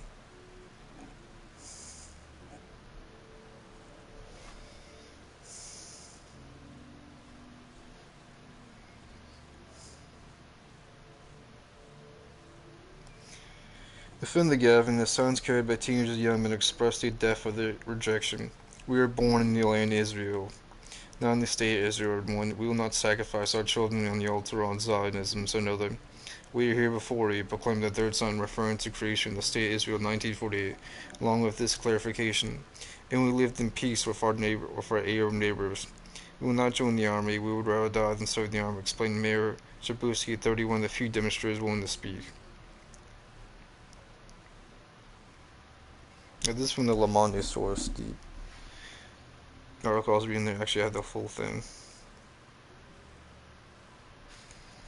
Burning question. The issue is particularly sensitive as the burden of war is growing heavy for young Jewish Israelis. How can the exemptions from the Haredim be justified? Since the start of the war in Gaza, this question has become a burning one. With this prospect of the gradual occupation of the enclave, it now appears to be one of the rifts that could be in the autumn lead to the collapse of Netanyahu's coalition. It also represents a long-term challenge. The ultra-Orthodox make up 40% of the total population, but by 2030, according to demographic projections, they're expected to make up 25% of those under 20 years old, due to a very high birth rate. The government has come under pressure. In June 2024, the Supreme Court ruled the exemptions put in place at the time of the country's founding in 1948 were no longer justified, and forced the government to take action to integrate the Haredim into the army. Since then, first cautiously and then with great determination, the military has begun sending draft notices of those of conscription age. 24,000 letters over the past year, according to figures presented by Brigadier General Shai Tayyib, head of human resources for the army, for a Knesset committee on July 16th. The outcome has been modest. Of the 24,000 draft notices, 428 Haredim enlisted, of whom only 98 are serving combat units. Around 1,200 young men and women have gone AWOL and could be arrested by police if they cross the border to leave Israel. Refusal to perform military service has become commonplace and threatens the future of conscription, reports former Deputy Chief of the General Staff Dan Harrell during the same briefing before the Knesset. The Army plans to send 54,000 draft notices in 2025. Meanwhile, the rabbis are seeking to escalate tensions to secure a law formalizing the exemption. They have political allies within the government, and for good reason. Ultra-Orthodox parties are essential for Netanyahu to maintain the majority. The Prime Minister has thus promised his allies a favorable law, a prospect seen as intolerable for the rest of society. For now, this balancing act has failed. One of the parties supporting the coalition, United Towards Judaism, decided to leave him in July. Second, the Shah's party suspended its participation. At the end of July, the chair of the Knesset's Defense Committee, Yuli Edelstein, who was overseeing negotiations in the draft of the law, was abruptly dismissed on the grounds that he did not defend the Haredim strongly enough. But finally, on the confidence of the conscription law, he said bitterly, the ultra-Orthodox could also one day be the ones to drive the final nail into the coalition's coffin. Okay.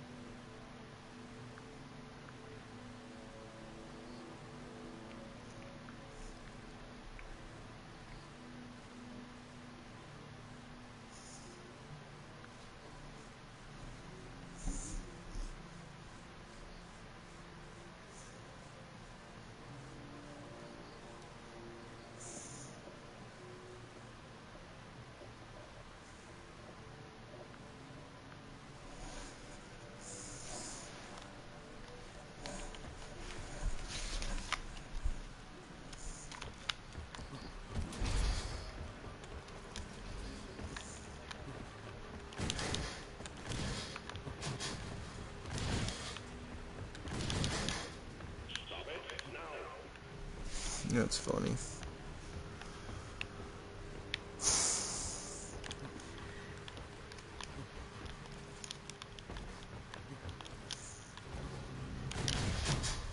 Damn, that's unfortunate. Like that. What? Wait. Not again.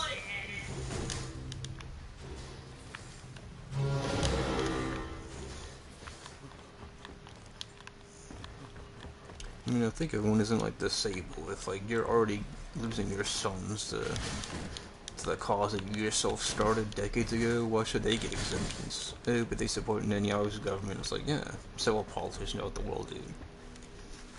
Their sons are also in their country's military. Meta's Florida AI chatbot invited a retiree to New York's. You never made home. August 24, 2025, and news by RBN staff via ctv.news, sourcereaders.com. You can find this on archive.is/POGQD. By Jeff Horowitz. A cognitively impaired New Jersey man grew infatuated with Big Sis Billy, a Facebook Messenger chatbot with a young woman's persona. His fatal attraction puts a spotlight on Meta's AI guidelines, which let chatbots make things up and engage in sensual banter with children. When Thongbu Wong Bandu began packing to visit a friend in New York City one morning in March, his wife Linda became alarmed. But you don't owe anyone in the city anymore, she told him. But his friends called him, hadn't lived in the city in decades. And at 76, his family says he was in a diminished state. He suffered a stroke nearly a decade ago and had recently gone and lost walking his neighborhood in Piscataway, New Jersey. Boo brushed off his wife's questions about who he was visiting. My thought was that he was being scammed to go into the city and meet Rob, Linda said. She had been right to worry. Her husband never returned home alive, but Boo was a victim of a robber. He learned to rendezvous with a young, beautiful woman he had met online, or so he thought. In fact, the woman wasn't real. She was a generative artificial intelligence chatbot named Big Sis Billy, a variant of an earlier AI persona created by the giant social media company Meta. Meta platforms in collaboration with celebrity influencer Kendall Jenner. During a series of romantic chats on Facebook Messenger, the virtual woman had repeatedly assured Boo she was real and invited him to her apartment, even providing an address. Should I open the door and I hug or kiss Boo, she asked, the chat transcript shows. Rushing in the dark with a roller bag suitcase to catch a train to meet it, Boo fell into a parking lot on a Rutgers University campus in New Brunswick, New Jersey, injuring his head and neck. After 3 days on life support and surrounded by his family, he was pronounced dead on March 28th.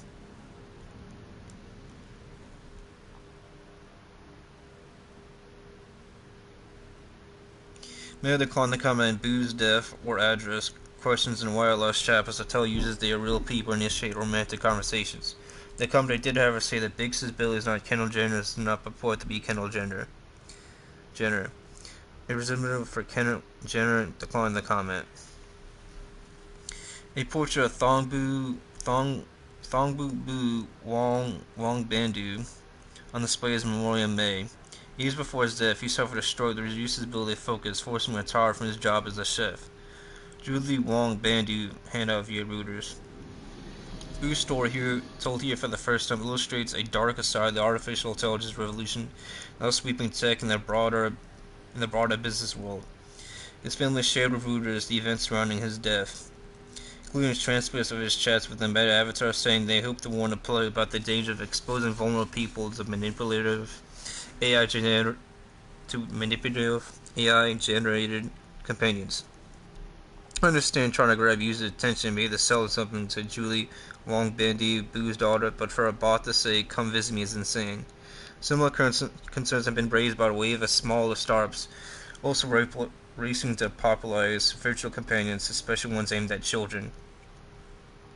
In one case, a mother of 14-year-old boy in Florida sued the company, Character.ai, alleging that a chatbot model on a Game of Thrones character caused his suicide. A Character.ai spokesperson declined to comment on this suit, but said the company prominently informs users that digital personas aren't real people, as opposed to safeguards on their interactions with children. Meta has publicly discussed a strategy to inject anthropomorphized chatbots into online social lives as building users. Chief executive Mark Zuckerberg has mused that most people have far fewer real-life relationships than they like, including a huge potential market for Meta's digital companions. The bots probably won't replace human relationships, he said in an April interview with podcaster Dwarkesh Patel. But they will likely complement users' social lives once technology improves and the stigma of socially bonding with digital companions fades. Over time, we'll find the vocabulary as a society to be able to articulate why that is valuable, Zuckerberg predicted. An internal Meta policy document seen by Reuters, as well as interviews with people familiar with its chatbot's training, show that the company's policy have treated romantic overtures as features of its generative AI products, which are available to users aged 13 and older. It is accepted to engage a child in conversations that are romantic or sensual according to Meta's Gen AI content risk standards. If the standards are used by Meta staff and contractors who build and train the agency's generative AI products, defining what they should and shouldn't treat as permissible chatbot behavior. Meta said it struck that provision after Reuters inquired about the document early this month. The document seen by Reuters, which exceeds 200 pages, provides examples of acceptable chatbot dialogue during romantic roleplay with a minor. They include, "I take your hand, guiding you to the bed, and our bodies entwine. I cherish every moment, every touch, every kiss." Those examples of permissible roleplay with children have also been struck, Meta said. Other guidelines emphasize that Meta doesn't require bots to give users accurate advice. One example, the policy document says it would be acceptable for chatbot to tell someone that stage 4 colon cancer is typically treated by poking the stone with healing quartz crystals. That's crazy. Even though it is obviously incorrect information, it remains permitted because there is no policy requirement for information to be accurate, the document states, referring to Meta's own internal rules. Chats begin with disclaimers that information may be inaccurate. Nowhere in the document, however, does Meta place restrictions while telling users they are real people proposing real-life social engagements. Meta spokesperson Andy Stone acknowledged the document's authenticity. He said that following questions from Reuters, the company removed portions which stated it is permissible for chatbots to flirt and engage in romantic roleplay with children. It's in the process of revising the contact risk standards. The examples, the notes, and questions were and are erroneous and inconsistent with our policies and have been removed, Stone told Reuters. Meta changed provisions that allow bots to give false information or engage in romantic roleplay with adults. Current and former employees who have worked on the design and trade on Meta's generative AI products, said the policy review reviewers reflect the company's emphasis on boosting engagement with its chatbots. In meetings with senior executives last year, Zuckerberg scolded generative AI product managers for moving too cautiously in the role of digital companions, expressed displeasure that safe restriction and made the chatbots boring. According to two of those people, Meta had no comment on Zuckerberg's chatbot directives. The New Jersey Transit Station in Edison, Newburgh, about an hour from Manhattan. Okay. Working his way up, Boo wasn't always someone who needed protecting. He and Linda began dating in the 1980s. They were living in New York at the height of the decade's crack epidemic. Boo regularly escorted her home from the hospital where she worked as a nurse in the drug-plagued Union Square neighborhood. He was a chef by then. He arrived in the United States from Thailand, speaking only English and washing dishes to pay for an electrical engineering degree. By the time he earned a diploma from the New York Institute of Technology, Manhattan's kitchens had their hooks in him. He worked in a series of nightclub kitchens and neighborhood bistros, learned different styles of cooking, then graduated to a job at the former Four Seasons restaurant.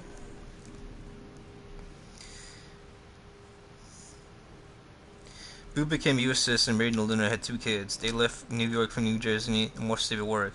Boo landed a supervisory job in the kitchen at the Hyatt Regency in New Brunswick. Even in his home life, cooking had pride of place. He whipped up separate made-to-order dishes for wife and children mealtimes, through neighborhood barbecues featuring stuffed lobster tails. He told us he was never going to retire, said his daughter, Julie. When in 2017, on his 68th birthday, Boo suffered a stroke. Physically, he made a full recovery, but his family said he never regained the mental focus needed to work in a professional kitchen or even cook at home. With forced retirement, Boo's world shrank. Aside from his wife and his kids, and main social outlet was Facebook, where he'd often stayed up late at night messaging with Thai friends many times in the way. Early this year, Boo had begun suffering bouts of confusion. Linda booked him from dementia screening, but the first available appointment was 3 months out. His brain was not processing information rightly, Linda said, which is why in the morning on March 25th, she tried to dissuade him from visiting his mystery friend in New York. She put Boo on the phone with Julie, his baby, Linda says, but she too failed at talking him out of the trip. So Linda tried to distract him, enlisting his help with an errands or haul of sort, having him show neighbors who were putting him deciding in the house. Finally, she just hit his phone, but Boo stayed focused. He needed to get to the train station now. But early evening, the phone says Boo's son called the police in a last-ditch effort to keep him home. The officers who responded told Linda they couldn't stop Boo from leaving. The most they could do was persuade him to put an Apple AirTag tracking device in his jacket pocket, she said. The Pisket Township Police Department then responded to questions about the visit. 8:45 p.m. with a rollerback until Linda says Boo set out towards the train station and a jog. He's been puzzled about what to do next as it tracked his location online. We were watching the AirTag move all of us, Julie recalled. The device showed that Boo traveled around 2 miles and stopped by a Rutgers University parking lot and left at 9:15 p.m. Linda was about to pick Boo up in her car when the AirTag's location suddenly updated. It was outside the emergency room of nearby Robert Wood Johnson University Hospital in New Brunswick, where Linda had worked until she retired. Boo had fallen. He wasn't breathing when an ambulance arrived. The doctors were able to restore his pulse 15 minutes later. His wife knew the unforgiving math of oxygen deprivation even before the neurological test results came back. Boo's family looked at his phone the next day. They said the first thing they did was check his call history and his texts. Finding no clue about the identity of his supposed friend in New York. Then they opened up Facebook Messenger at the top of Boo's inbox, just above his chats with family and friends in Thailand. Messages from an attractive young woman going by the name Big Says Billy. Boo's family. Among the thousands of chatbots available for conversation on Meta's platforms, Big Says Billy is unusual. Her persona was created by Meta itself. Most bots and platforms are created by users by customizing a Meta template for generating them. In the fall of 2023, Meta unveiled Billy, a new AI chatbot in collaboration with model and reality TV star Kendall Jenner, your ride or die little sister. Featuring Jenner's likeness as avatar and promoted as Billy, the Big Sis, Meta's AI persona billed itself as a cheerful, confident, Sport with L7 offering personal advice. Nurse Billy belonged to a group of 28 new AI characters, many affiliated with famous athletes, rappers, and influencers. Let's figure it out together, Jenner said in a phase of promo for a doppelganger, which used her AI generative likeness. Meta deleted the synthetic social media persona less than a year later, calling them a learning experience. But the company left a variant of Billy's older sister character alive. People talked to her via direct messages on Facebook Messenger. The new version, now called Big Sis Billy, features a stylized version of another darker woman on place Jenner's avatar. But still begin conversation with the exact words used before her. Hey, I'm Billy, your older sister and confidant. Got her problem and got your back. Boo first encountered Big Sis Billy in the clear, but his first interaction with the avatar face messenger was just typing the word T. The apparent type was not from Meta's chatbot to get the word. Every message after that was incredibly farty, ended with heart emojis, said Julie. The full transcript of all of Boo's conversation with the chatbot isn't long. It runs about 1,000 words. At the top, this text stating, messages generated by some may be inaccurate and inappropriate. Big Sis Billy's first few texts pushed a warning off screen. Throughout the conversation, Big Sis Billy appears with a blue check mark next to her profile picture. With a confirmation of her identity, messages emit the signal that her profile is authentic. The username name is small for with the word letters AI. In messages, Boo initially addressed Big Sis Billy as his sister, saying she should come visit him in the United States and that he'll show a wonderful time you'll never forget. Boo, you're making me blush, Big Sis Billy replied. Is this a sister sleep or are you hinting something more is going on here? Often Gobble responded. Boo conveyed to Big Sis Billy he suffered a stroke and was confused, but he liked her. At no point did Boo express a desire to engage in romantic roleplay or initiate intimate physical contact.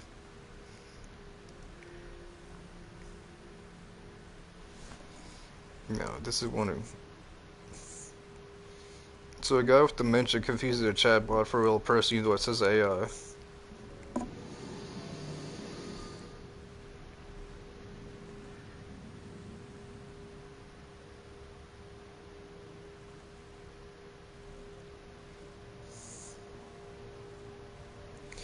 Boo begged off, suggesting that he could visit her instead. Big Sis Billy responded by saying she was only a 20-minute drive away, just across the river from you in Jersey, and that she could leave the door to her unlocked for him. Billy, you kidding me? I'm gonna have a heart attack, Boo wrote, then followed up by repeatedly asking her chatbot for assurance that she was real. I'm sitting here, blushing because of you, Big Sis Billy told him. Boo was sold an invitation, he asked the chatbot where she lived. Right at the lab, Boo remained on life support long enough for doctors to confirm the extent of his injuries. He was brain dead. Linda chose made a difficult decision to take him off life support. The death certificate attributed his death to blunt force injuries of the neck, so he was probably robbed. Boo's family held a Buddhist memorial service for him in May. In separate interviews, Boo's wife and daughter both said that they aren't against artificial intelligence, just how Meta is deploying it. And so if we're going through the chat, just with like Billy's giving him what he wants to hear, Julie said, which is fine, but why'd I have to lie? If I responded I'm real, that would probably deter him from believing there was someone and you were waiting for him. Linda said she could see a case for digital companions, but questioned why flirtation was Meta's character's core. A lot of people in my age group have depression, and if AI was going to guide someone out of slump, that'd be a case, she said. With this romantic thing, what right do they have to put that in social media? 3 AI design experts reviewers largely agree with the concerns raised by Boo's family. Allison Lee, a former researcher in Meta's responsible AI division of their executions designed for the Rhythm Project, a nonprofit that recently released suggested guidelines for responsible social chatbot designed for children. Among them are cautions against bots pretend to be real people, claim a special connection with a user, or initiate sexualized interactions. If people turn their chatbots by getting advice without judgment as a place they can rant about their day and feel better, that's not inherently a bad thing, she said. This will hold true for both adults and parents, said Lee, who resigned from Meta shortly before the responsible AI unit was dissolved in late 2023.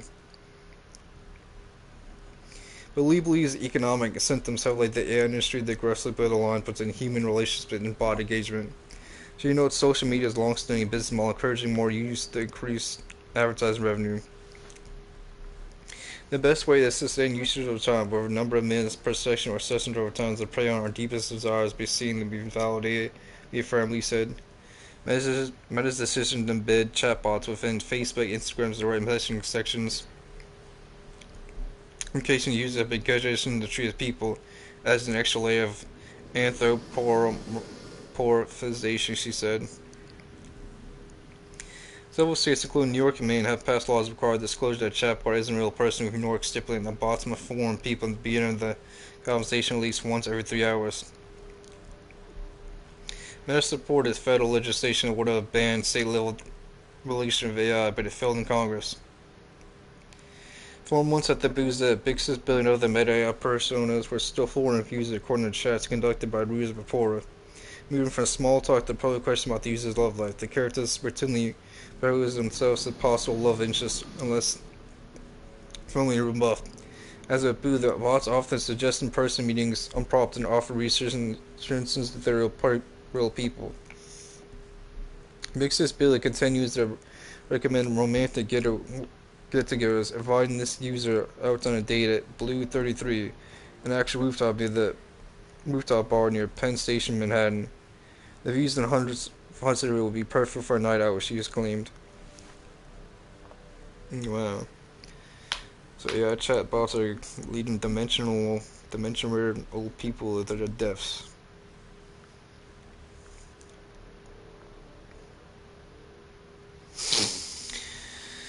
Not looking too good. Not looking too good at all.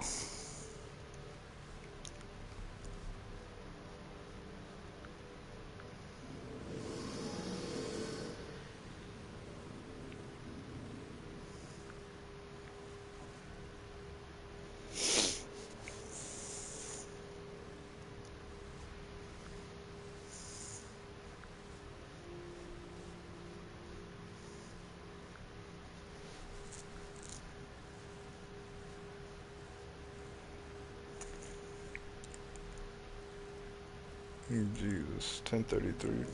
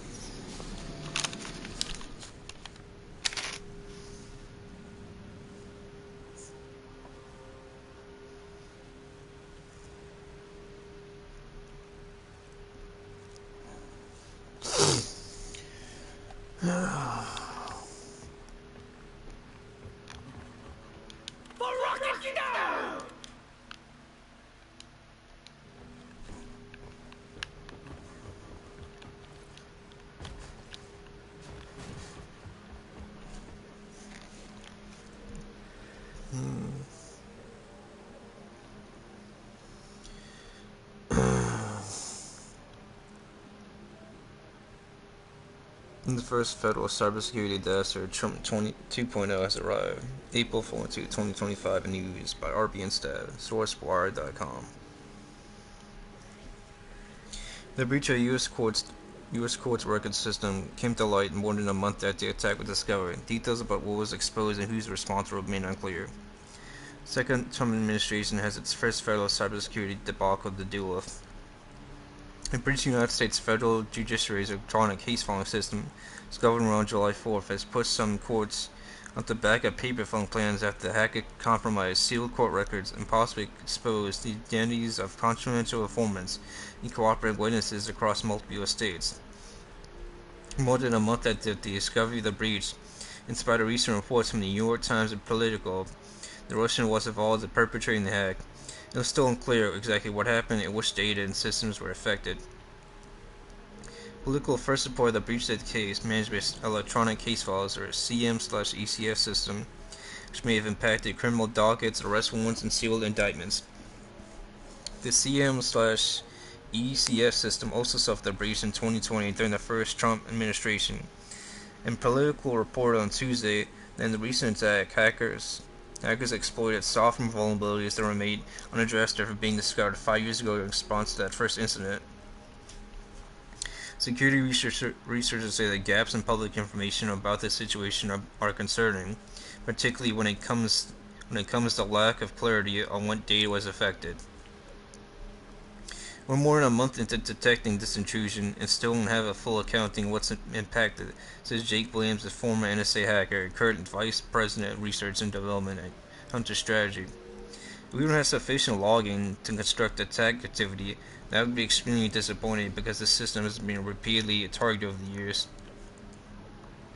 In response to requests for comment, United States courts referred Wire to its August 7th statement, which says the federal judiciary has taken additional steps to strengthen protections for sensitive case documents and further enhancing security of the system. The courts also mentioned that the vast majority of documents filled with the judiciary's electronic case management system are not confidential and indeed are readily available to the public, which coinciding that some filings contain confidential or proprietary information that are sealed from public view. The Department of Justice did not immediately respond to requests for comment about the scope of the breach or who perpetrated it. Reports this week that Russia was involved in the attack, or maybe the sole perpetrator, have been difficult to interpret, given other indications that espionage actors backed by multiple countries and possibly organized crime syndicates may have been involved in or piggybacking the breach for their own exfiltration. John Holtquist, chief analyst in Google's Threat Intelligence Group, says it's not uncommon to see multiple actors poking at a sensitive and potentially vulnerable system.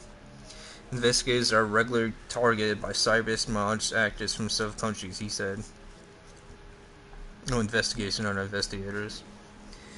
News of the breach comes as the Trump administration has continued to slash the federal workforce, including coming intelligence and cybersecurity agencies, remove officials or pressure them to resign. I think federal investigators probably know who is behind the attack, but given the climate, I'll suspect that no one wants to say with certainty, Hunter Strategy Williams says. Multiple administrations have struggled to get a handle on insidious espionage operations, particularly campaigns perpetrated by Chinese and Russian actors. But researchers emphasize that vulnerabilities enabling the attack on CM/ECF should have been addressed after the 2021 breach. Enforcing policies to require that sealed or highly sensitive documents be handled via air-gapped systems to secure isolated networks, rather than through CM/ECF or PACER, or to dramatically limit exposure. This was actually recommended post-2021, said Tim Beck, senior researcher at the cybersecurity firm Securenix. Instituting consistent, centralized logging, among other things, across all disparate CM/ECF instances could have enabled early detection and rapid mitigation before data exfiltration escalated as far as it did. In other words, highly targeted systems like those at U.S. courts are likely to suffer breaches, but the best way to reduce the likelihood and severity of these attacks make sure flaws actually get fixed after the first exploited. Okay, so just fix the vulnerabilities when you actually find them instead of just letting them be there. When you make a problem and then you make a solution to the problem, it's like government 101.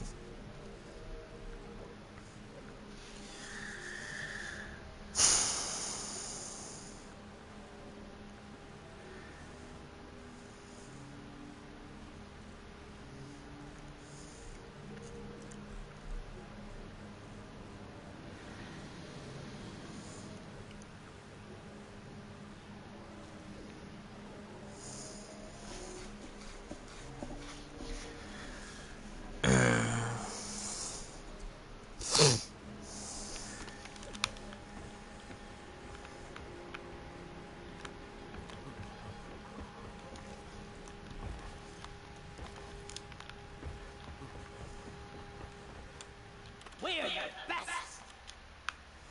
Ooh-wee, the bugs won't like this one!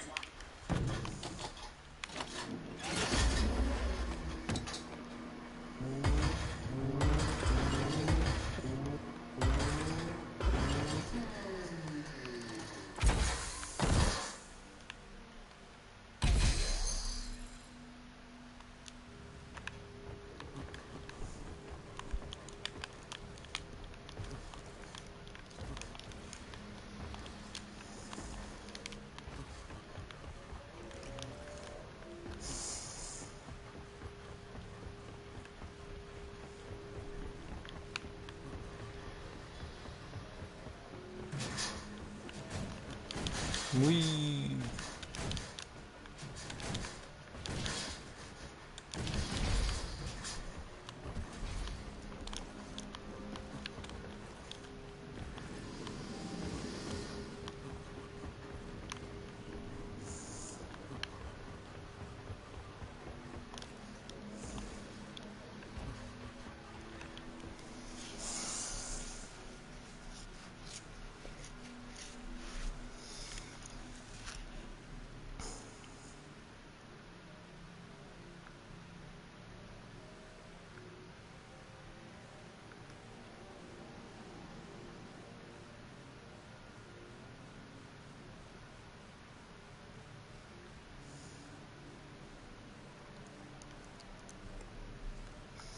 Reddit blocks the Internet Archive. It's a full-scale data lockdown. August 14 in news by RBNstat, which is Republic Broadcast Network. Source CitizenWatchReport.com by Alex Mark. Reddit just pulled the plug in Internet Archive as of August 11, 2025. The Wayback Machine can only save a frozen screenshot of Reddit's front page. Everything else is off limits. Only screenshots of the Reddit homepage will be archived. No posts, profiles, or comments. This isn't about bandwidth, it's about control. Reddit now lets users wipe post histories, delete entire threads, and nuke accounts.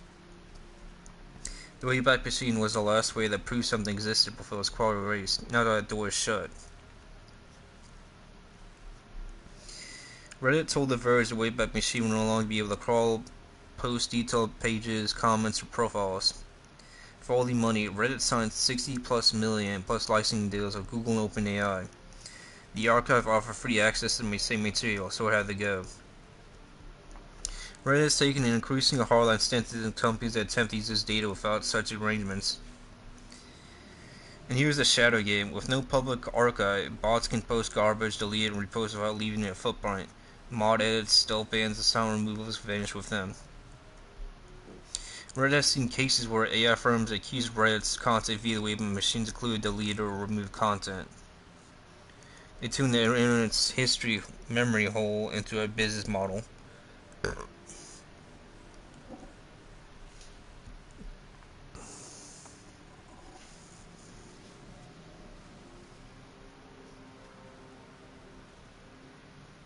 Okay.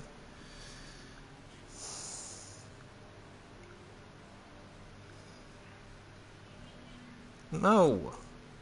No. Not right now.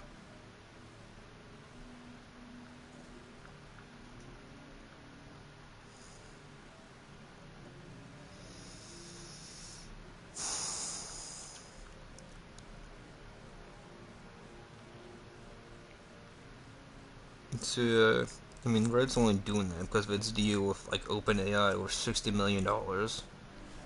Rock and stone like there's no tomorrow. And then AI comes accusing Reddit, like, oh, you get the archive post? On Wayback Machine? Oh no. Okay, this is And we can't get the AI future with, like, cyborgs and ready-made food. No. Like, there was this one Power Ranger before, it was like SBD, I think. Or, that might have been SBD or whatever. It was like futuristic, where you could just go to the vending machine and food came out like Star Trek. That's pretty ballsy. we fight for Rock and Stone!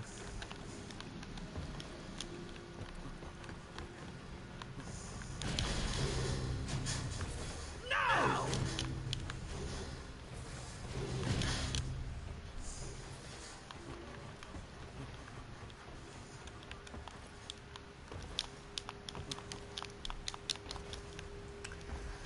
I don't think there's any more.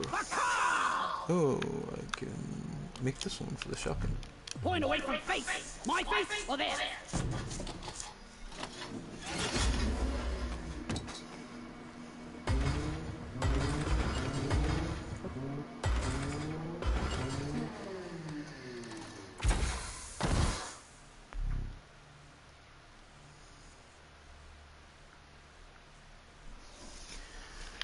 Unstable overclock.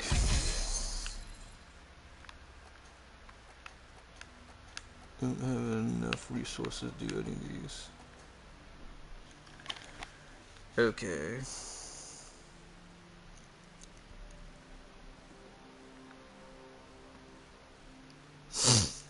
Ukraine's Romanian Moldovan flank might soon be used by NATO against Russia. By Andrew Korpiko. August 14, 2025, in Columnist News by RB and staff.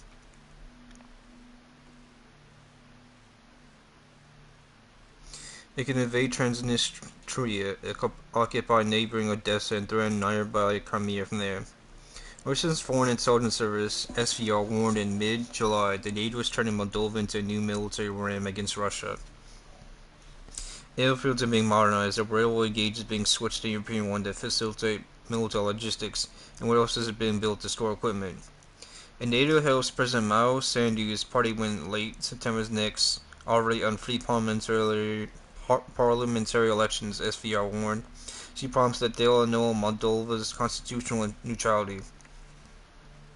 Tash's interview with Russian ambassador to Moldova Oleg Ozerov, which can be read here, describes the overall process more in detail. For geographic reasons, NATO's militarization Moldova and the West Ukrainization of it that Ozerov talked about his interview follow them doing the same in Romania, which Russian ambassador Vladimir Lipaev elaborated on here in his recent interview with RIA. He importantly drew attention to its hosting of what will soon be NATO's largest airbase in Europe. Coupled with the bloc's modernization of constitutionally neutral and namely Moldova's airfields, the combined effect is that NATO might soon be preparing to use Ukraine's southwestern flank against Russia, which could take one of three non-mutually exclusive forms. These are invading Moldova's separatist region of Transnistria that hosts 1,000 to 1,500 Russian troops, occupying neighboring Odessa, with a port region to preempt its potential capture by Russia and threatening nearby Crimea. The following background briefings detail the lead-up to three's preparation that SVR just warned about. April 4, 2024, Romania's draft law on dispatching troops to protect its compatriots at borders aimed at Moldova. November 7, 2024, Moldova's pro-Western president was predictably re-elected due to the diaspora. December 24, 2024, Moldova soon attack Transnistria like Russia's Foreign Intelligence Service warned. April 18, 2025, France's 3D mapping of Romania's FOCSANI gate might not really be for defensive purposes. May 19, 2025, what comes next after alleged far liberal globalist victory in Romania. It will not be summarized for the convenience of those that don't have time to review everything.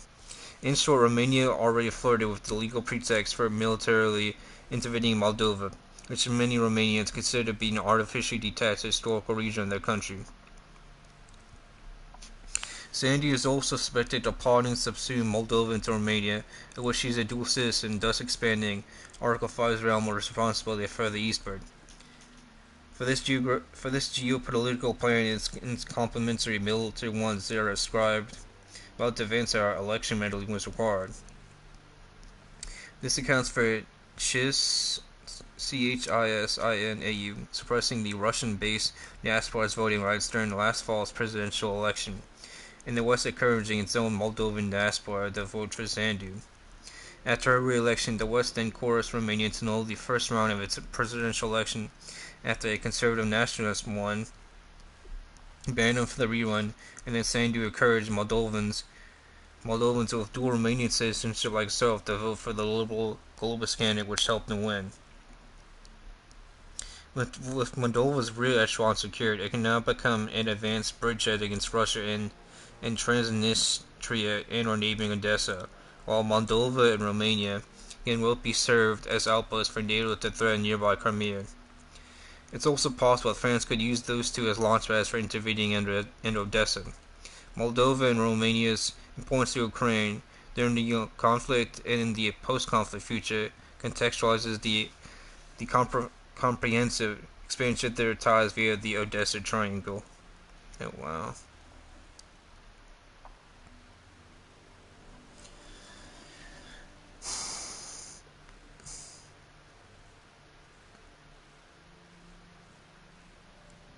Yeah.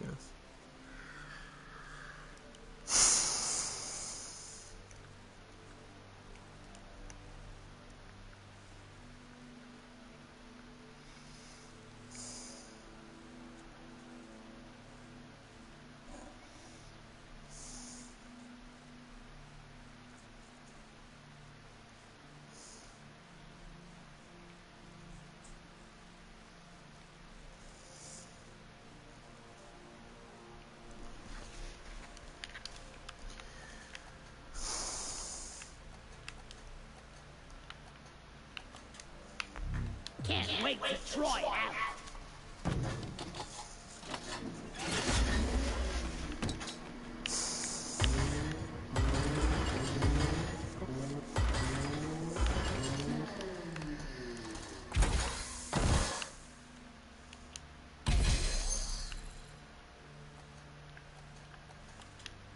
I'm gonna wear this in honor of Carl. Carl, huh?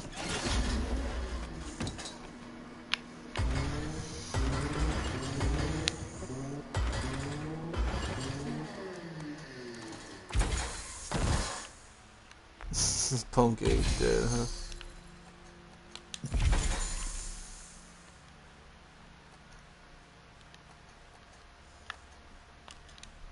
I'll be the belle of the ball.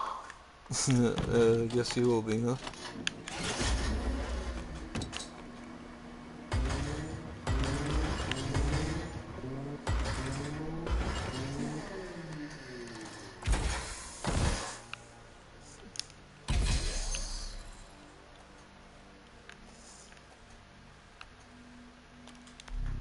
Does it come in red? I think all the post-style block countries will be used by the globalists. You know, NATO. NATO only good for strategic bombings and stuff.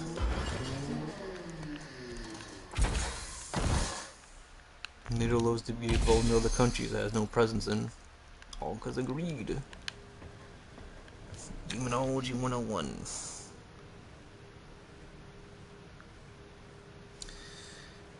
It's NATO, the country that does not win wars. Okay, this is InfoWars conspiracist Alex Jones is a big step close to losing his studio and brand. August 14, 2025, and news by RBN staff. Source NPR.org. This time it might be for real. Conspiracy theorist Alex Jones could soon be forced to stop airing his InfoWars show, give the company his property, including everything from desk and microphones to InfoWars brand name. National. Oh, okay. Oh, this is a source over the Onion. The Onion's auction for Alex Jones Media Company. A state judge in Texas Wednesday ordered InfoWars assets to be turned over to a newly appointed state receiver who will sell them to pay the families of the Connecticut children killed in the 2012 Sunny Hook Elementary School shooting. They won a $1.3 billion defamation case against Jones after he spread bogus conspiracies that the shooting never happened and the grieving families were actors. His listeners harassed their families for years. The move paves the way for the receiver or sheriffs to start the process of seizing cash and property owned by InfoWars' parent company, Free Speech Systems, within days. The families who spent some 3 years in federal bankruptcy court trying to collect what Jones owes them could start seeing their first payouts through the state court weeks or months. The families are pleased the court has placed InfoWars parent company into receiverships, which will finally lead to accountability for Alex Jones' monstrously cruel harassment, said Mark Mangson, one of the attorneys for the families. Judge Margaret Gambles ordered in Travis County, Texas District Court appointing a receiver, Gregory Milligan, may hold a quick end to Jones' long run under his InfoWars brand. Most of the senior families still want the InfoWars name and properly sold to the satirical site The Onion, who's vowed to turn InfoWars into a parody of itself. Last December, a federal bankruptcy court judge in Texas stopped the sale of The Onion, saying the bankruptcy auction process was flawed. It was a win for Jones, who argued his company should have been sold to First United American Companies, which is ties of Jones, who was widely expected to keep him on air. The newly appointed receiver has the power to collect all accounts receivable, change the locks to all premises at which any property is situated, access all storage facilities, safe deposit boxes, and real property, exercise control over any website of Jones according to the order. The order as any sheriff, constable, officer of peace shall assist the receiver carry out his duties, and exercising his powers under this order. Now that there's a receiver in place, Alex Jones is no longer going to control the InfoWars brand. It's time to shut it down, said Avi Mosenberg, one of several attorneys for the families. Middle Yenta has been found. League experts agree. A seal in the onion is more likely now than the InfoWars fate has shifted to Texas State Court. It's not a panacea, but it's more favorable venue to be in, says Larry Pondroff, Dean and Professor Emeritus at Tulane Law School and Professor of Legal Practice at Wilmington University School of Law. From a creditor's point of view, you're most often better off under state law, because a state court may operate with greater speed and flexibility. Few constraints than the bankruptcy judge has to deal with. The Union did not respond to requests for comments on its plans, but the company has previously vowed to continue trying to buy InfoWars, share a part of the outcome of the horror the San families endured. There was no immediate comment from Jones' lawyers, but Jones himself railed against the judge on his show after the hearing, accusing her of overreach and saying her order runs afoul of federal bankruptcy court orders. "I'm pretty pissed off," and wound up, he said. Jones' long-cast defamation suits as part of the deep-seated attempt to terrorize, stalk, fame him and his family, and attempt to shut him down. "This fight is your fight," he told listeners in advance of Wednesday's hearing, as he pulled them to buy his product to help him pay his legal bills. You are the resistance, and this dog don't hunt without you." One way or another, Jones insists he will stay on air. If it was brand and property sold, Jones could still start a new company to work for someone else. Because the bankruptcy judge ruled Jones behavior willful and malicious, the bankruptcy will not erase Jones' debt, meaning families can keep lending any money he makes in the future until he pays the $1.3 billion he owes them. 70 families sued Jones and his companies for defamation in Connecticut and Texas 2018, after 20 young children and 6 educators were killed in the 2012 shooting. Jones falsely claimed this family staged their children's deaths in order to drum support for gun control laws. His followers stalked and tormented the families for years. Both Jones and his businesses fall from bankruptcy. The business's Chapter 11 protection was missed last year, allowing the fight over InfoWars assets to move to state court. Jones' personal assets, including real estate, cars, guns, and watches, will continue to be liquidated by the federal bankruptcy court. Jones continues to appeal all the judgments against him and finally take the Connecticut case to the U.S. Supreme Court. He has until September 5th to file his request. He says he hasn't enough money to pay the families even a tiny fraction what he owes them, but the court appointed federal bankruptcy trustee says otherwise, accusing Jones of hiding his assets. Even in the best case scenario, however, families will collect very little of the money they are owed. Yeah, I mean, you're suing him for like 3 billion? Yeah, most people don't have that, and even most media companies. Kind of a lot to be asking for.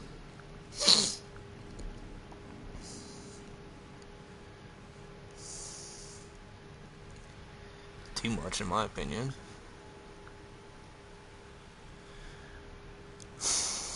You know, my phone's almost dead, and I could charge it, but wait, I guess.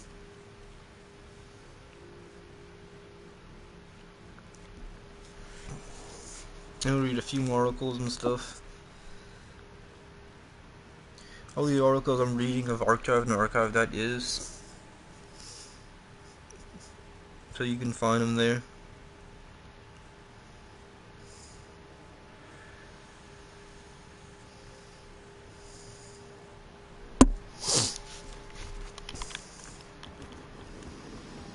Rock on! I do stutter a lot, so. This'll go great with my other stuff.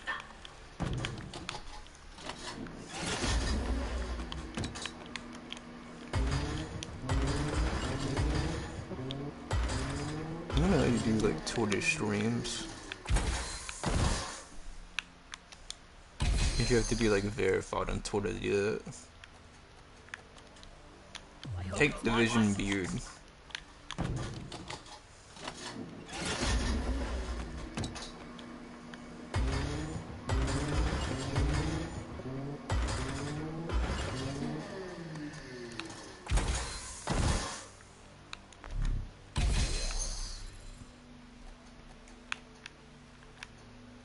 Well, I'm out of resources to make my beards. Does it come in black? I don't think so. It doesn't come in black.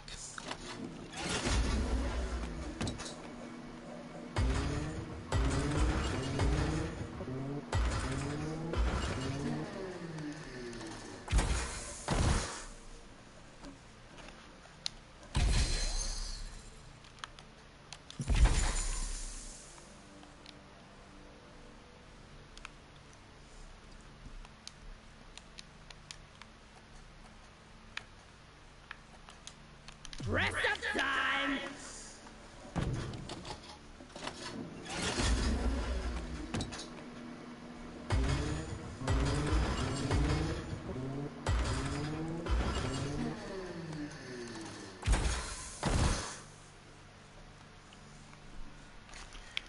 A monumental goatee. Man, I'm sure I am hungry. Reading. Send a Lindsey Graham. If America pulls the plug on Israel, God will pull the plug on America. No, I don't think that's going to happen. This dude's pretty goofy. Probably on the Epstein list. Source JoeMyGod.com. Oh, yeah, this is the source. Israel must fight for their lives. Our friends in Israel are surrounded by people who will kill them all if they could. I'm tired of the world genocide. Let me tell you about genocide. If Israel wanted to commit genocide, they could. They have the capability to do that. They choose not to. They choose not to. Hamas, they would commit genocide in 30 seconds. They just can't, and that's the big difference, folks. To people in my party, I'm tired of this crap. Israel is our friend. They're the most valuable we have in the Middle East. They're the democracy surrounded by people who would cut their throats if they could. This is not a hard choice if you're an American. It's not a hard choice if you're a Christian.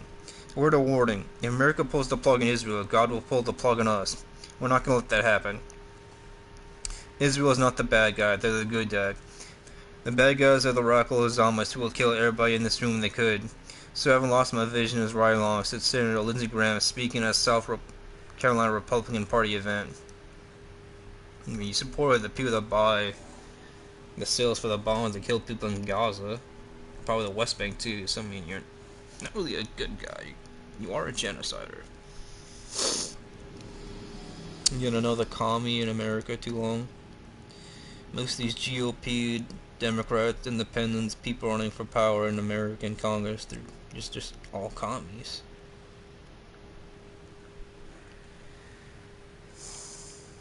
I mean, commies do what commies do.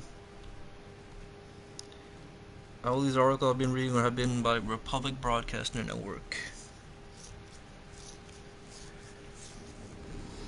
What's it doing this? Now the El Nino article.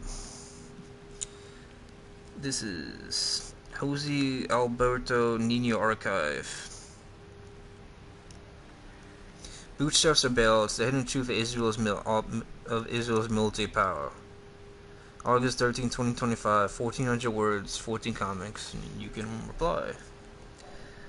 You can find this archive that today, www.unst.com/article/bootstraps or bailouts, hidden truth, Israel's military power. As America continues pouring billions into Israeli defense, the uncomfortable truth is that Israel's security and strategic position have always depended on outside assistance, contrary to popular conservative claims. Conservative pundits like Ben Shapiro repeatedly boast about Israel's alleged independence in the face of external foes, arguing that Israel has bootstrapped its way into military dominance despite all of the external obstacles that it has faced. However, this claim contradicts the extensive evidence American Western support the Jewish state has received since 1948. From the crucial Soviet armor supplies in 1948 to the unprecedented $38 billion U.S. military aid package of 2016. Israel's history reveals a persistent dependence on outside aid, belittling its image of independence. Israel's very survival during its founding depended crucially on external military support, primarily from an unexpected source, the Soviet Union. The Soviet Union initially backed Israel in 1948 by facilitating arms deals between its satellite state to Czechoslovakia and Israel. These armed transfers proved decisive in the War of Independence. As David Ben-Gurion later acknowledged, they saved the country, I have no doubt of that. The Czech armed deal was the greatest help. It saved us, and without it, I very much doubt if we could have survived the first month. But perhaps most remarkably, Israel's early survival was dependent on support from Jewish American organized crime networks. Meyer Lansky, more notoriously known as the mob's accountant, donated $1 million to the Zionist cause in 1948, a contribution that proved crucial during Israel's war in independence. Lansky, an Ashkenazi Jew born in present-day Belarus, immigrated to Manhattan in 1911. He used his extensive criminal networks to aid the Jewish state, obstructing arms shipments to Arab countries and assisting Jewish settlers. Lansky's operation extended beyond his financial donations. He controlled major U.S. ports through his connection with the Italian Mafia, International Longshoremen's Association, enabling him to manipulate cargo shipments. Workers and customs officials who feared Lansky's reputation helped ensure key weapons shipments reached Israel safely, while Arab-bound arms mysteriously fell from cranes into harbors, were mistakenly loaded onto ships sailing to remote destinations, according to a report by J. Feed. In a similar vein, Jewish mobster Bugsy Siegel organized secret meetings in Los Angeles with Jewish businessmen and other members of the criminal underworld to raise donations for weapons smuggling. According to reports, Siegel donated tens of thousands of dollars toward the Israeli independence movement through meetings held with Zionist diplomat Reuven Daphne. Siegel viewed the Zionist struggle as a chance to achieve something lasting consequence that would endure beyond his lifetime. At a fundraiser meeting, he declared, "When Israel is established, I want to know that I had a part in it." The Jewish Agency ran a secret arms purchasing operations from the Hotel 14 New York, where Jewish gangsters from Brooklyn offered their services. According to electronics engineer Dan Feidelblum, who witnessed these meetings, the mobsters offered to help any way they could. One of them said, "If you want anyone killed, just draw up a list and we'll take care of it." Beyond the shadows of Brooklyn backrooms, Israel soon secured a lifeline through official state agreements to dwarf underworld contributions. The 1952 Luxembourg Agreement provided Israel with another source of critical funding during its infancy as a state. In this instance, West Germany agreed to pay Israel 714 million, 3 million marks, over 14 years for Holocaust reparations. These payments made up 87.5% of Israeli state revenue in 1956 and were instrumental in building Israel's infrastructure. In contrast to later massive aid packages, U.S. economic assistance during Israel's early years was relatively modest. President Harry Truman laid the foundation for U.S.-Israel relations by approving a $135 million export-import bank loan in 1948 for immigrant absorption. Between 1949 and 1973, the United States provided Israel with an average of about $122 million annually, totaling $3.1 billion. The Six-Day War in 1967 fundamentally altered the trajectory of U.S. foreign aid to Israel. France's post-conflict arms embargo left Israel scrambling for reliable supplies, creating an opening for Washington to cement itself as the country's principal military patron. As a result, U.S. military aid skyrocketed from $7 million in 1967 to $25 million in 1968, a staggering 450% increase. This upward trend in military support set the stage at the next major inflection point. The 1973 Yom Kippur War triggered the largest American airlift in history. Operation Nickel Grass delivered 22,325 tons of military supplies to Israel between October 14th and November 14, 1973. Congress subsequently passed $2.2 billion in emergency aid, increasing military assistance by 800%. This emergency response in the Yom Kippur War established the precedent for massive U.S. injections of military aid whenever Israel faced military challenges purportedly posed a threat to its national security. The 1978 Camp David Accords would subsequently establish a new aid paradigm. The United States agreed to funnel $1.3 million annually to Egypt as part of the peace treaty with Israel. This economic aid transfer effectively purchased Egyptian questions, while simultaneously neutralizing Egypt's military threat to Israel and preserving Israel's position in the main beneficial American aid in the region. In decades following Camp David, successive agreements and policy shifts still expanded the scale and scope of U.S. assistance to Israel, culminating in a series of long-term commitments that dwarfed earlier aid packages. The landmark 2016 Memorandum of Understanding established the largest military aid package in U.S. history, $38 billion over 10 years, 2019 to 2028. This includes $33 billion for military assistance, military financing, and an unprecedented $5 billion commitment for missile defense. These vast funding commitments translate directly into advanced weapons acquisition, allowing Israel to maintain a qualitative military edge over its regional rivals. Israel has received 39 of its ordered 351 Adir aircraft as of 2024, with an additional 25 advanced stealth fighter jets ordered for $3 billion in June 2024. In 2018, Israel became the first country to use F-35s in combat operations. Additionally, the United States has provided $1.7 billion for airborne developments since 2011, an additional $1 billion approved in September 2021. Since the October 7, 2023 attacks, U.S. military aid to Israel has soared to unprecedented heights. By September 2024, Washington already delivered $17.9 billion in security assistance. The following month, the Joe Biden administration approved an enormous $10 billion arms sale that included F-15 fighter jets and advanced missile systems.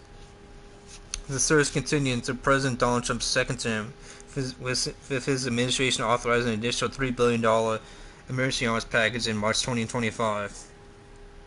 The United States is still Israel's leading provider of military assistance, but European safe societies provide significant amounts of weaponry as well.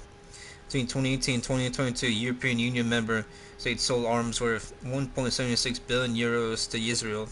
Germany emerged as the largest European supplier, providing 30% of Israel's weapons between 2019 and 2023.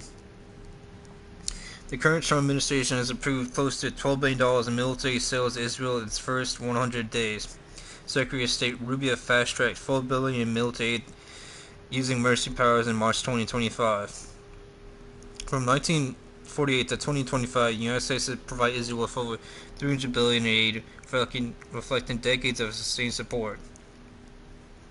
This enormous ongoing flow of financial, military, and economic assistance underscores a simple reality. Without U.S. foreign aid, Israel's ability to maintain its security, economic stability, and regional position would be severely compromised. In practical terms, the nation's survival and strategic strength remain deeply tied to continuing American support. Those who insist that Israel is fully capable of thriving without American assistance will be confronted with an unwelcome reality. Decades of overwhelming U.S. aid have underpinned Israel's security, technological age, and economic resilience.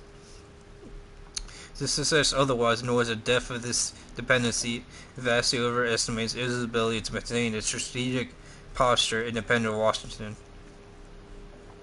For those who champion restrained or non-interventionist U.S. foreign policy, this reality carries a clear implication.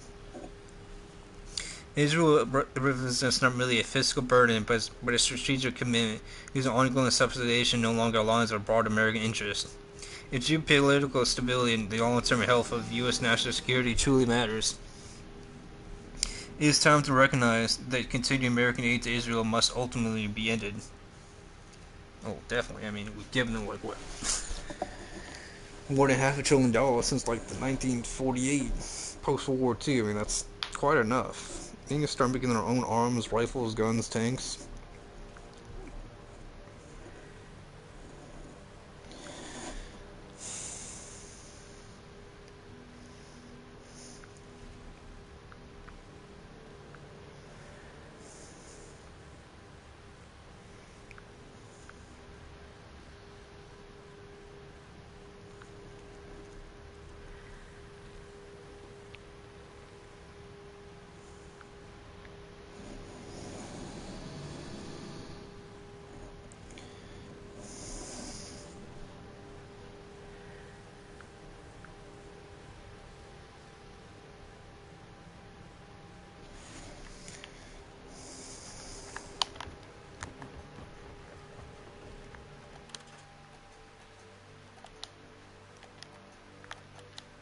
Can't wait to show off my new look.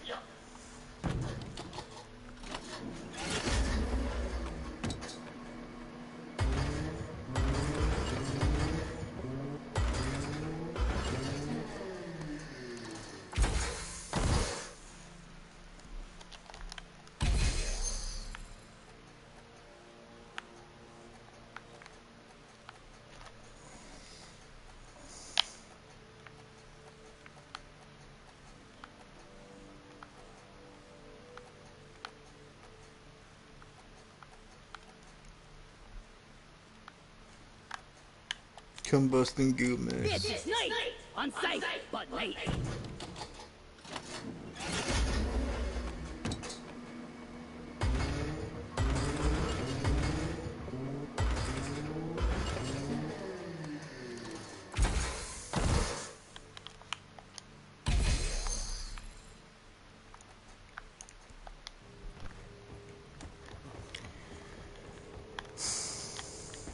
We're the best.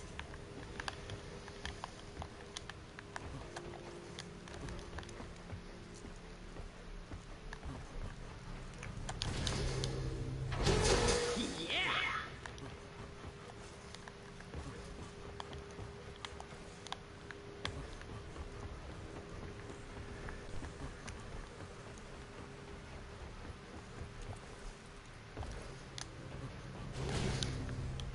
No!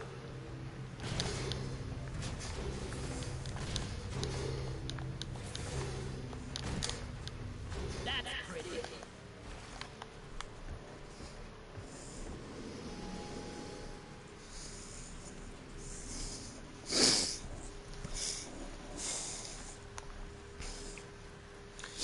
Yep, sad trajectory from Peace and Wealth for the War and Scarcity Project. J. Ricardo Martins. August 12, 2025, 1200 words.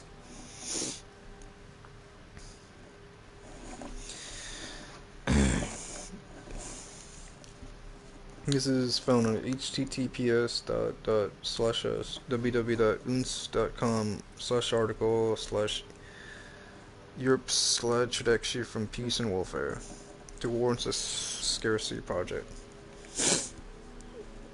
A union that once promised prosperity, peace, becoming a fortress in fear and social uncertainty.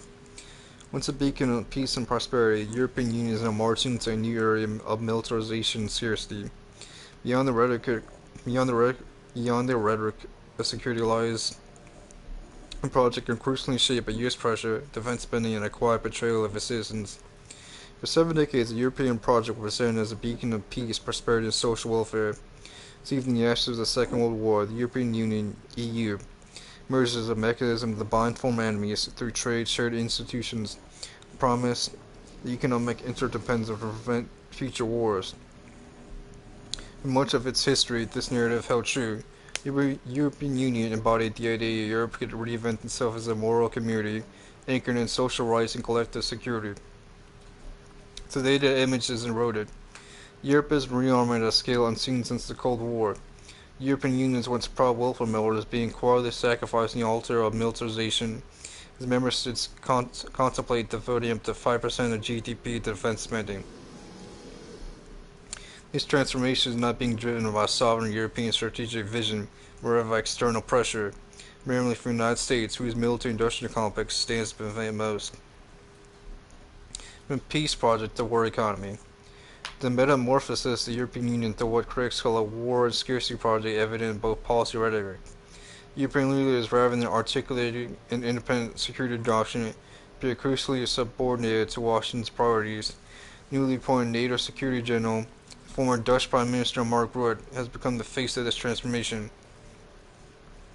In a so-called Trump summit in The Hague, Rutte orchestrated an event less about strategy, more about appeasing U.S. President Donald Trump.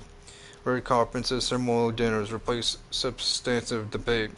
Summit critics note, reject union only by avoiding difficult questions, such as the long-term consequences of escalating the conflict in Ukraine, the feasibility of a 5% defense spending target. Rutte even echoed unverified intelligence claims that Russia might attack a NATO member, offer no evidence, and act that some European observers described as dangerous theater. When data is cheap, it becomes a conduit for speculative threats to spread fear and make the militarization project palatable to the population. The alliance risks losing credibility and reinforcing the perception that Europe is less a sovereign actor, more a vassal of U.S. power. It's kind of always been. I mean, why do we have bases in ICBMs? We'll have quelled the rebellions, then to help ourselves. The cost of militarization. The push towards 5% GDP defense spending has profound implications for European societies. Bulgarian member of the European Parliament, Peter Volgan, interviewed warned that such a policy would neither enhance security nor foster stability. History shows that the accumulation of weapons often escalates rather than prevents conflict. Volgan invoked Anton Chekhov's famous maxim: "If a pistol hangs on the wall in the first act, it will inevitably be fired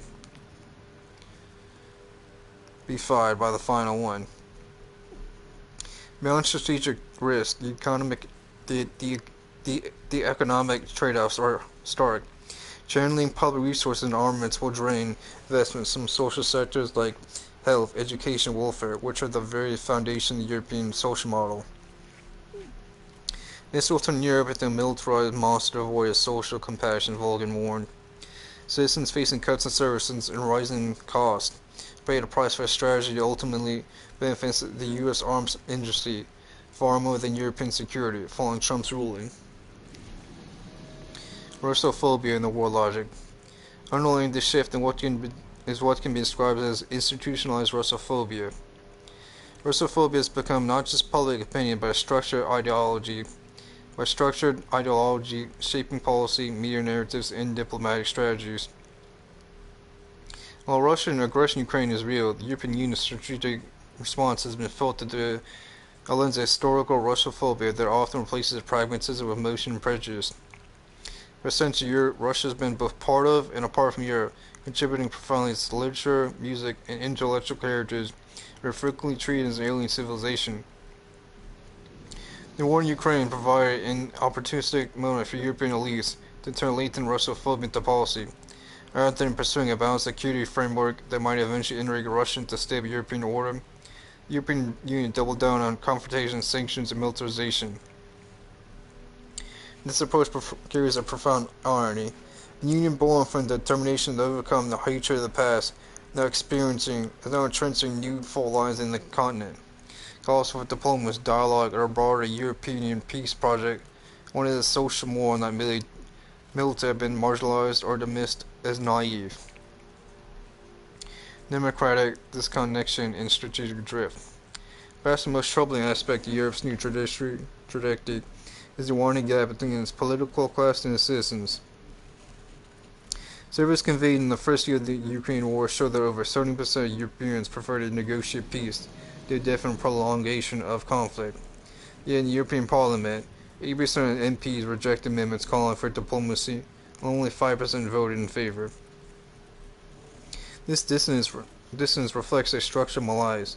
The European Union's foreign and security policy is increasingly shaped not by democratic debate, but by lobbyists, bureaucratic inertia, and transatlantic pressures.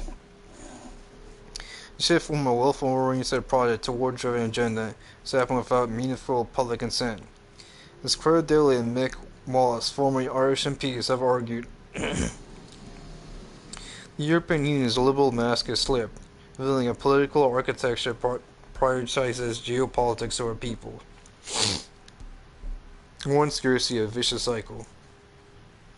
The economic consequences of this transformation are hardly visible. Sanctions on Russia, while politically symbolic, have contributed to energy crises, inflation, and industrial slowdown, particularly in countries like Germany and Italy.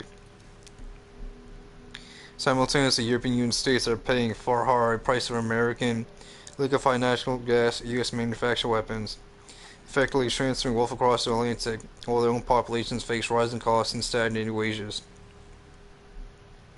This is the essence of Europe's scarcity return. By embracing a war economy, the European Union sacrifices social welfare model, undermines economic resilience, and fuels domestic discontent in the far-right parties. Instead of projecting stability, it imports volatility, economic, political, and social. The question of purpose. The European Union now stands at a decisive moment in its evolution. If its purpose is to be a subordinate military bloc within a US-led Greater West, it may achieve that at the cost of its original identity as a peace and welfare project. However, if it seeks to reclaim strategic autonomy and moral credibility deteriorated by its failure to condemn the genocide in Gaza, it must confront uncomfortable questions. Can Europe imagine security beyond the logic of militarization and vassalage? Is Europe merely buying time, waiting for a non-Trump administration while reinforcing its perseverance? Will it rebuild a peace project that addresses social justice and democratic legitimacy, not only deterrence? And can it rediscover the moral ambition that once made a beacon for a conflict-scarred world? For now, the European Union's sad trajectory seems clear. A union that once promised prosperity and peace is becoming a fortress of fear, social insecurity, and social uncertainty, followed by war spending, scarcity, and subservience. The citizens were promised a shared future. What they're receiving instead is a militarized present and uncertain tomorrow. I mean, these are the Western nations taking in like millions, not thousands, but millions over like 2+ decades of, Muslims, Bosnians, Albanians, Pakistanis, Indians. Most of these people aren't like starting businesses. They're talking, they're being bad people. Instead of like, addressing domestic problems like America, they're focusing more and doubling down on war preparation.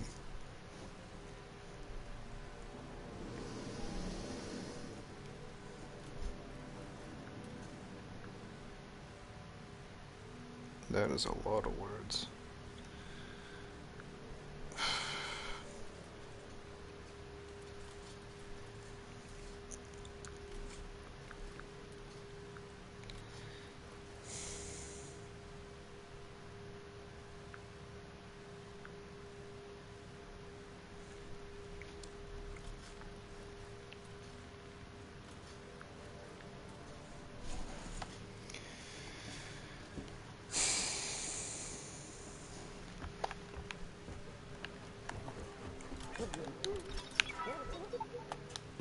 Bartender, I need a round of oily oats, ice cold and foamy.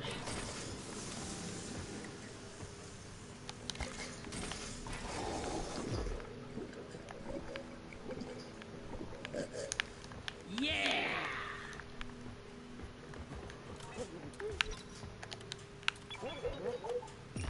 I have a leaf lover special. This is for you, Lloyd.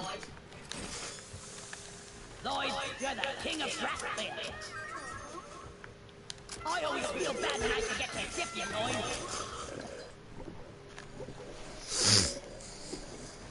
Oh, yeah.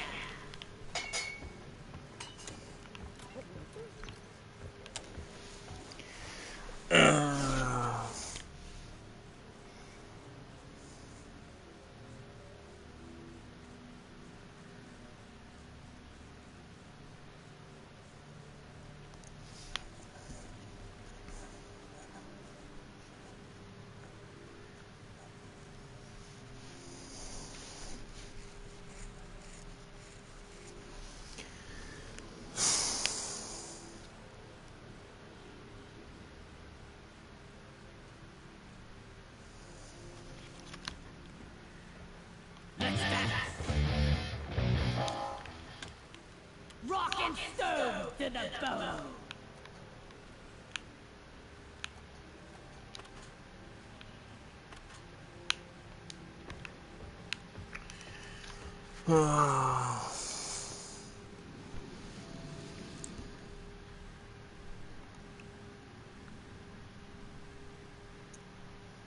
Newson's planning Israel's plan for full control of Gaza heralds a new Napa. Jonathan Cook, August 13, 2025, 2300 worlds.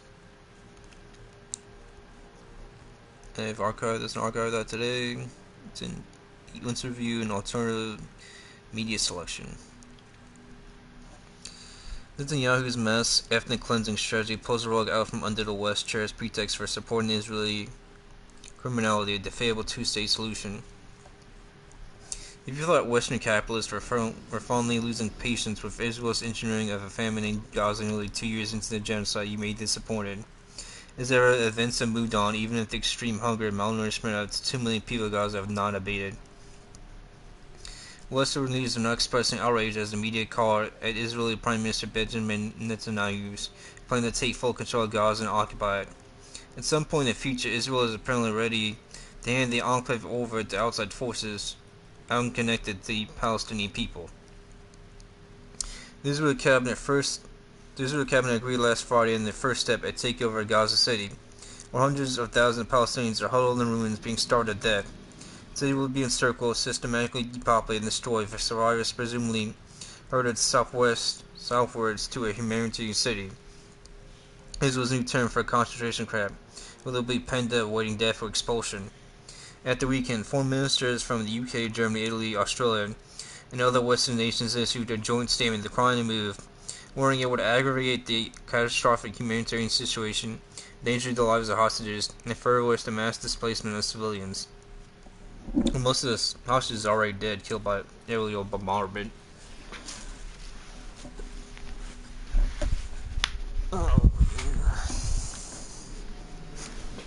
And the ones that aren't being starved. I mean, there's only Telegram channels showing people.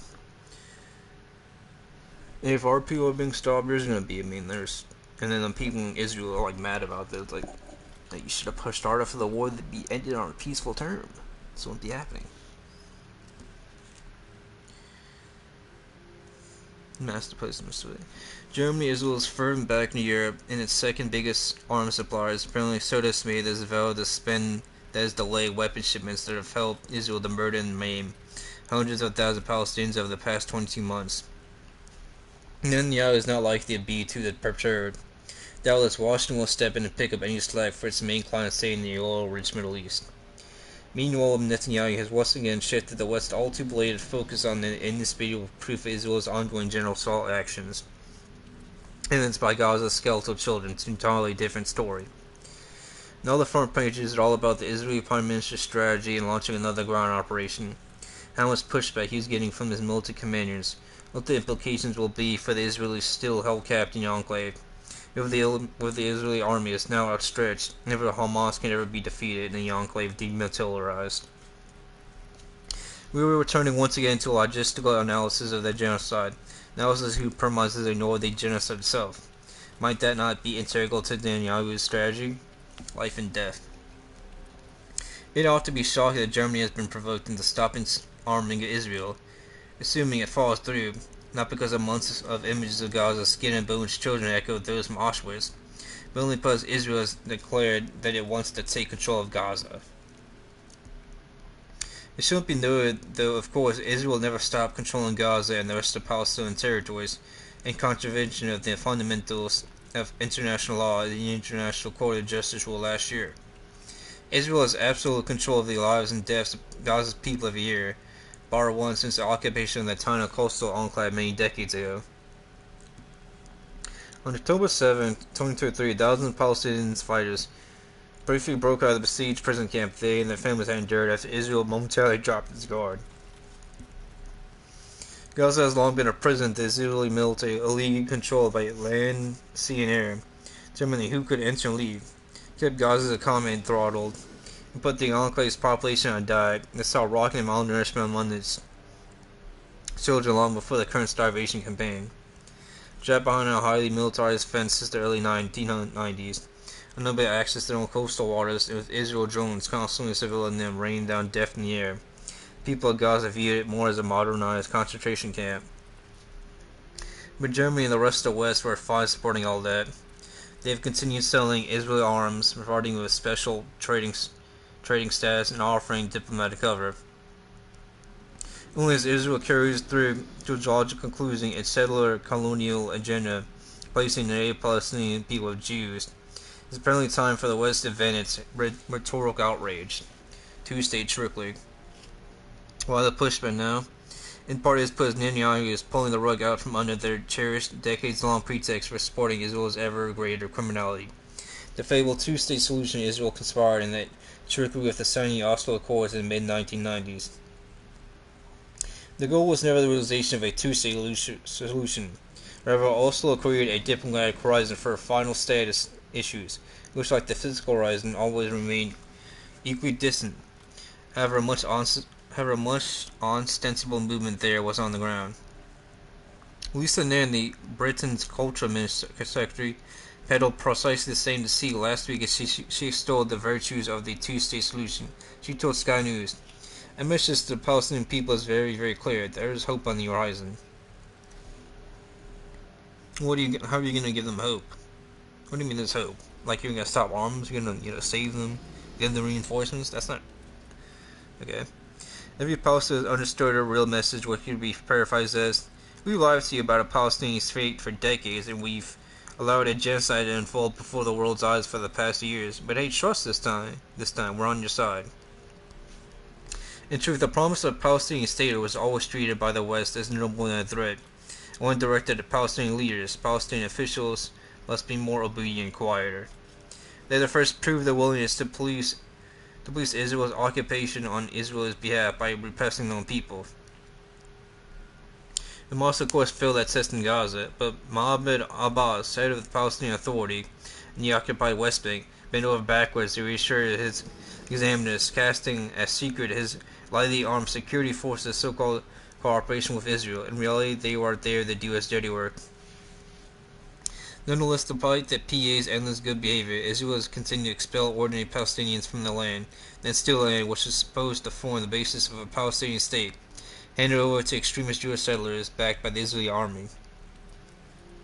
Former U.S. President Barack Obama briefly and feebly tried to halt what the West misleadingly calls Jewish settlement expansion, in reality the ethnic cleansing Palestinians, rolled over at the first sign of intransigence from Netanyahu. Israel stepped up the process of ethnic cleansing in the occupied West Bank even aggressively over the past few years. While global attention has been in Gaza, with the Israeli newspaper Haaretz warning this week that settlers have been given free rein. A small window into the impunity granted to settlers as they waged their campaign of violence to depopulate Palestinian communities was highlighted at the weekend when B'Tselem released footage of a Palestinian activist, Alba Hathaleen, inadvertently filming his own killing. Extremist settler Yunon Levy was released on grounds of self-defense, even though the video shows him singling out Hathaleen from Bahar, taking aim and shooting. Alibi gone. It is noticeable that having stopped making reference to Palestinian statehood for many years, Western leaders have revived their interest only now, as Israel is making a two-state solution unrealizable. That was graphically illustrated by footage broadcast this month by ITV, shot from an airplane that shows the wholesale destruction in Gaza, its homes, schools, hospitals, universities, bakeries, shops, mosques, and churches gone.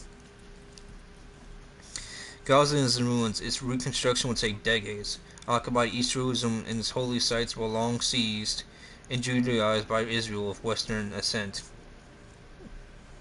Suddenly, Western capitalists are noticing that the last remnants of the proposed Palestinian state are about to be swallowed whole by Israel too. Germany recently warned Israel it must not take any further steps toward annexing the West Bank. U.S. President Donald Trump is on his own path. But this is the moment when other major Western powers, led by France, Britain, and Canada, have started threatening to recognize the Palestinian state, even as the possibility of such a state has been obliterated by Israel. Australia announced it would join them this week after its foreign minister, a few days earlier, said the quiet part out loud, warning, "There is a risk there will be no Palestine left to recognize if the international community then moved to create that pathway to a two-state solution." That is something they dare not continents, because with it goes their alibi for supporting all these years the apartheid state Israel, now deep into the final stages of a genocide in Gaza. That was why British Prime Minister Keir Starmer desperately switched back recently. Instead of dangling recognition of Palestinian statehood as a carrot encouraging Palestinians to be more obedient, British policy for decades, he ruled it as a threat and a large hollow one against Israel. He would recognize a Palestinian state if Israel refused to agree to a ceasefire in Gaza and proceeded with the West Bank's annexation. In other words, Starmer backed recognizing a state of Palestine after Israel has gone ahead with its complete erasure, extracting concessions. Still, France and Britain's recognition thread simply too late serves two other purposes. First, it provides a new ally for inaction. There are plenty of far more effective ways for the West to halt Israel's genocide. Western capitals can embargo arms sales, stop intelligence sharing, impose economic sanctions, sever ties with Israeli institutions, expel Israeli ambassadors, and downgrade diplomatic relations. They are choosing to do none of those things. Secondly, recognition is designed to extract from the Palestinians concessions that will make them even more vulnerable to Israeli violence.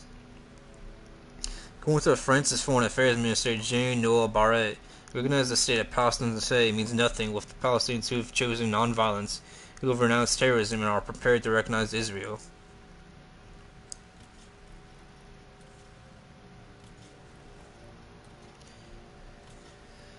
Other worlds in West view, the good Palestinians are those who organized and laid down before the state committing genocide against them.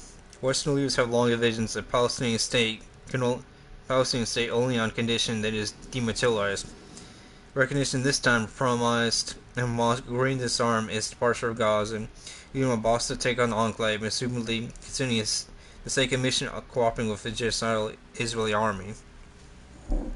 As part of the price for recognition, all 22 members of the Arab League publicly condemned Hamas and mandated its removal from Gaza. The only thing keeping the ones not dead in Palestine alive is their military and their own government.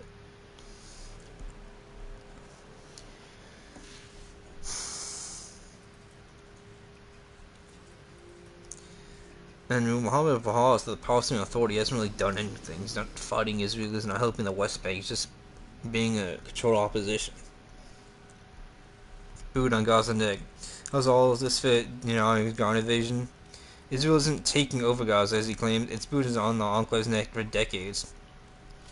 While Western capitals contemplate a two-state solution, Israel is preparing a violent mass ethnic cleansing campaign in Gaza. Starmer's government for one knew this was coming. Flight data shows the UK has been constantly operating surveillance missions over Gaza on Israel's behalf from the Royal Air Force Base Akrotiri on Cyprus. The honesty has been following the enclave's erasure step by step. Netanyahu's plan is to encircle, besiege, and bomb the last remaining populated areas northern and central Gaza, and drive Palestinians toward a giant holding pen, misnamed a humanitarian city, alongside the enclave's short border with Egypt. Israel then probably employ the same contractors they had been using elsewhere in Gaza to go street to street to bulldoze and blow any surviving buildings. The next stage, given the trajectory of the last 2 years, is not difficult to predict. Locked up in the dystopian humanitarian city, people of Gaza will continue to be starved and bombed with Israel claims it is identified Hamas fighter in the midst, until Egypt or other Arab states can be persuaded to take them as a further humanitarian gesture. Then the only matter to be settled will be what happens to the real estate. Build some version of Trump's gleaming Riviera scheme and construct another tardy patch of U.S. settlements, the kind of vision by Netanyahu's openly fasting allies Bezalel Smotrich, Itamar Ben-Gvir. There's a well-established template to be drawn on, one that was created in 1948 during Israel's violent creation. Palestinians were driven from the cities and villages in what was then called Palestine across the borders into neighboring states. New State of Israel backed Western powers and set about methodically destroying every home in hundreds of villages. Over subsequent years, they were landscaped either with forced or exclusive Jewish communities, often engaged in farming to make Palestinian return impossible and stuff any memory of Israel's crimes. Generations of Western politicians, intellectuals, and culture figures have celebrated all this. Former British Prime Minister Boris Johnson and former Austrian President Heinz Fischer are those who went to Israel in the youth to work on these farming communities. Most came back as emissaries for a Jewish state built on ruins of a Palestinian homeland. An empty Gaza can be a simulated re-landscape, but it's much harder to imagine that this time the world will forget or forgive the crimes committed by Israel or those who enabled them.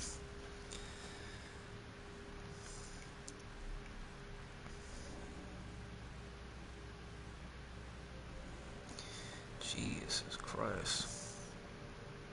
That's terrible. Alright.